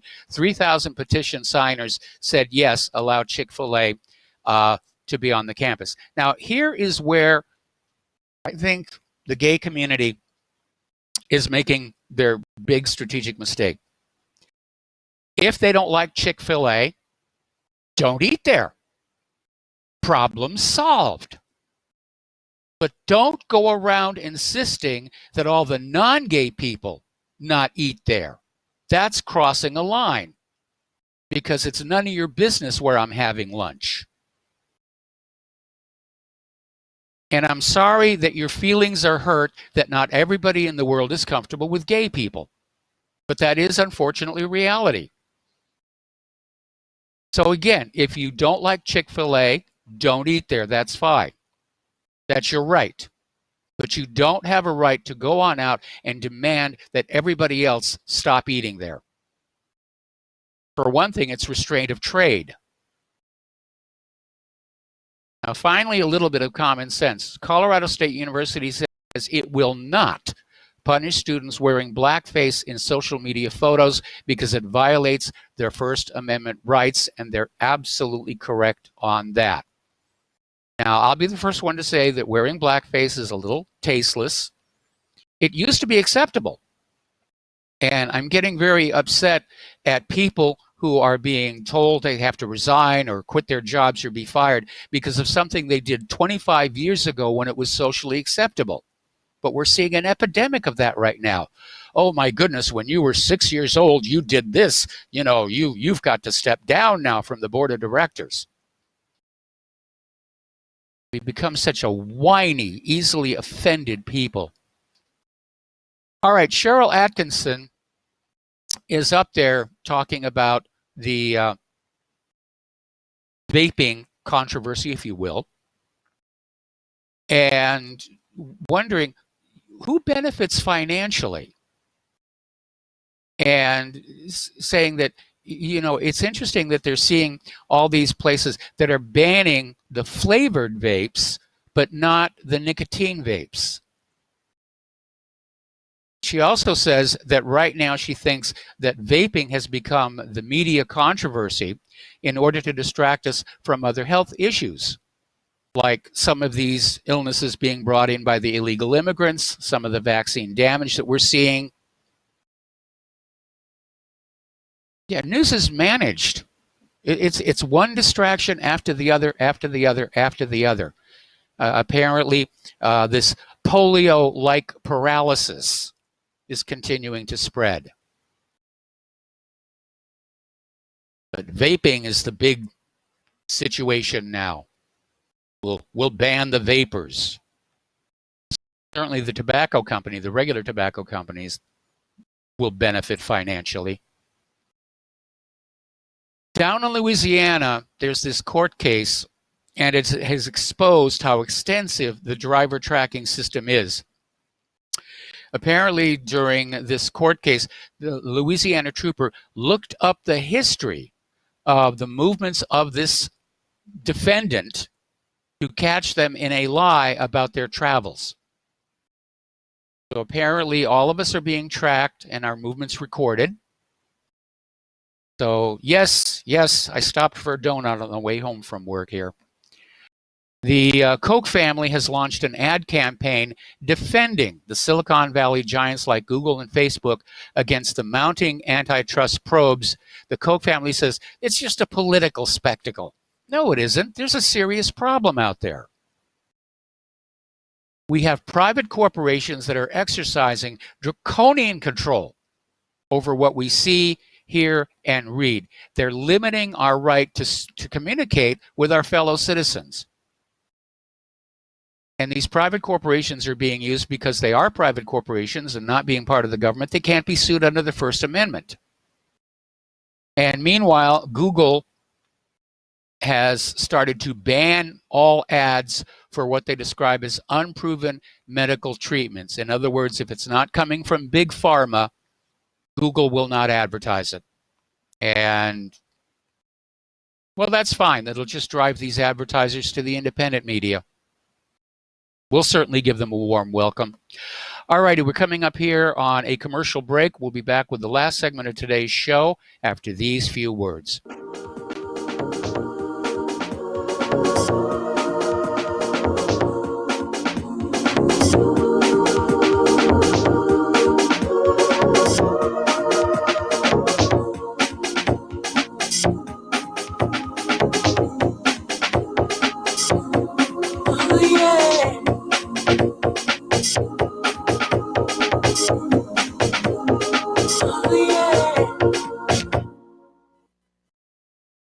Homeowners, are you in foreclosure, expecting to be served with a foreclosure lawsuit, or suspect your lender has coerced you into an illegal mortgage transaction? A huge number of mortgages made in the last 10 years have legal issues and are possibly defective. State laws and the U.S. Supreme Court have upheld that defective mortgage documents are grounds for foreclosure defense and for counterclaims in favor of the homeowner. If your mortgage has been sold or assigned since closing the loan, it may be defective and you may be paying the wrong party, and the lender may not have standing or the right to foreclose or collect payments under the law. If you would like to know if your mortgage is legal or not, or know if you are paying the right party, we can help. Our initial consultations are free of charge. We are not attorneys. We are legal researchers and work closely with experienced lawyers who know how to help you find the evidence to help you keep your home. Call toll-free 1-855-2-KEEP-IT. That's 1-855-2-KEEP-IT today. Without the right accessories, any guy can be off the mark. Whether you've invested thousands in your arsenal or you own a single trusted firearm, a visit to AROutfitting.com is in order. It's one of the finest online selections of tactical optics and AR parts and add-ons, like EOTech, quick target acquisition with no peripheral loss. Browse the full range of Nikon scopes and binoculars. AROutfitting.com can illuminate your world with Streamlight gun-mounted lights from keychain to large handhelds up to 1,100 lumens. Find some stability with Battenfield tactical bipods. AROutfitting.com has CMMG gun parts, barrels, assemblies, handguards, part kits, and more, plus mag-full clips and magazines. I know I've got you excited, so take a breath. Head to AROutfitting.com. The site's super easy to navigate and features a ton of technical info, including links to manuals. We also welcome vendor and manufacturer inquiries. Remember, if you don't see it, we can get it at AROutfitting.com. It's happening, ladies and gentlemen. We here at RBN are working with Front Sight Firearms Training Institute to bring our audience the best in combat, tactical, and defensive firearms training. Whether you're a private citizen who is new to firearms or you have a concealed weapon permit and win a level of trading that surpasses what you've received from your local gun range. Front Sight provides priceless education and skills taught by seasoned law enforcement, military, and private citizen instructors to levels that far exceed law enforcement and military standard. With nearly 1 million responsible citizens trained from every town, city, and state from across the United States, Front Sight has bolstered the Patriot movement to a whole new level. Contact Dan Sutterfield by phone at 573-762-2356 or 573-465-2356 or shoot him an email at domedan, DOMEDAN @hotmail.com. This is a limited time opportunity. Don't miss it. Some are maxed out all their credit cards. Some are working 2 jobs and living in cars. Minimum wage won't pay for a roof, won't pay for a drink. If you gotta have proof, just try it yourself, Mr. CEO. See how far 5.15 an hour will go. Take a part-time job at one of your stores. I bet you can't make it here anymore. And aloha, America. Welcome back to our show. Last segment of our program today. Here we're going to talk a little bit about computers. Microsoft's latest fix for the CPU hogging Windows bug wrecks the desktop search. And I know that because I've got that on this Windows 10 machine here, which every time there's another update from Microsoft, this thing goes slower and slower and slower. And as of right now, desktop search will not work. And I mean, there's a lot of things broken on this. And Microsoft can't seem to get their act together on any of these issues.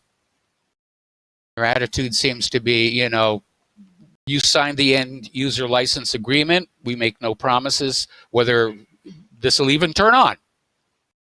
And that's just the way life is under fascism here.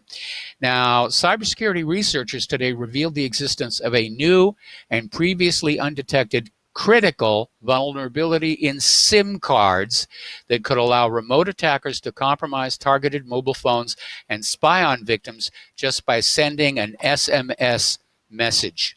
Dubbed SimJacker, the vulnerability resides in a particular piece of software called the SMT browser, a dynamic SIM toolkit embedded on most SIM cards that is being widely used by mobile operators in at least 30 countries and can be exploited regardless of which handsets victims are using.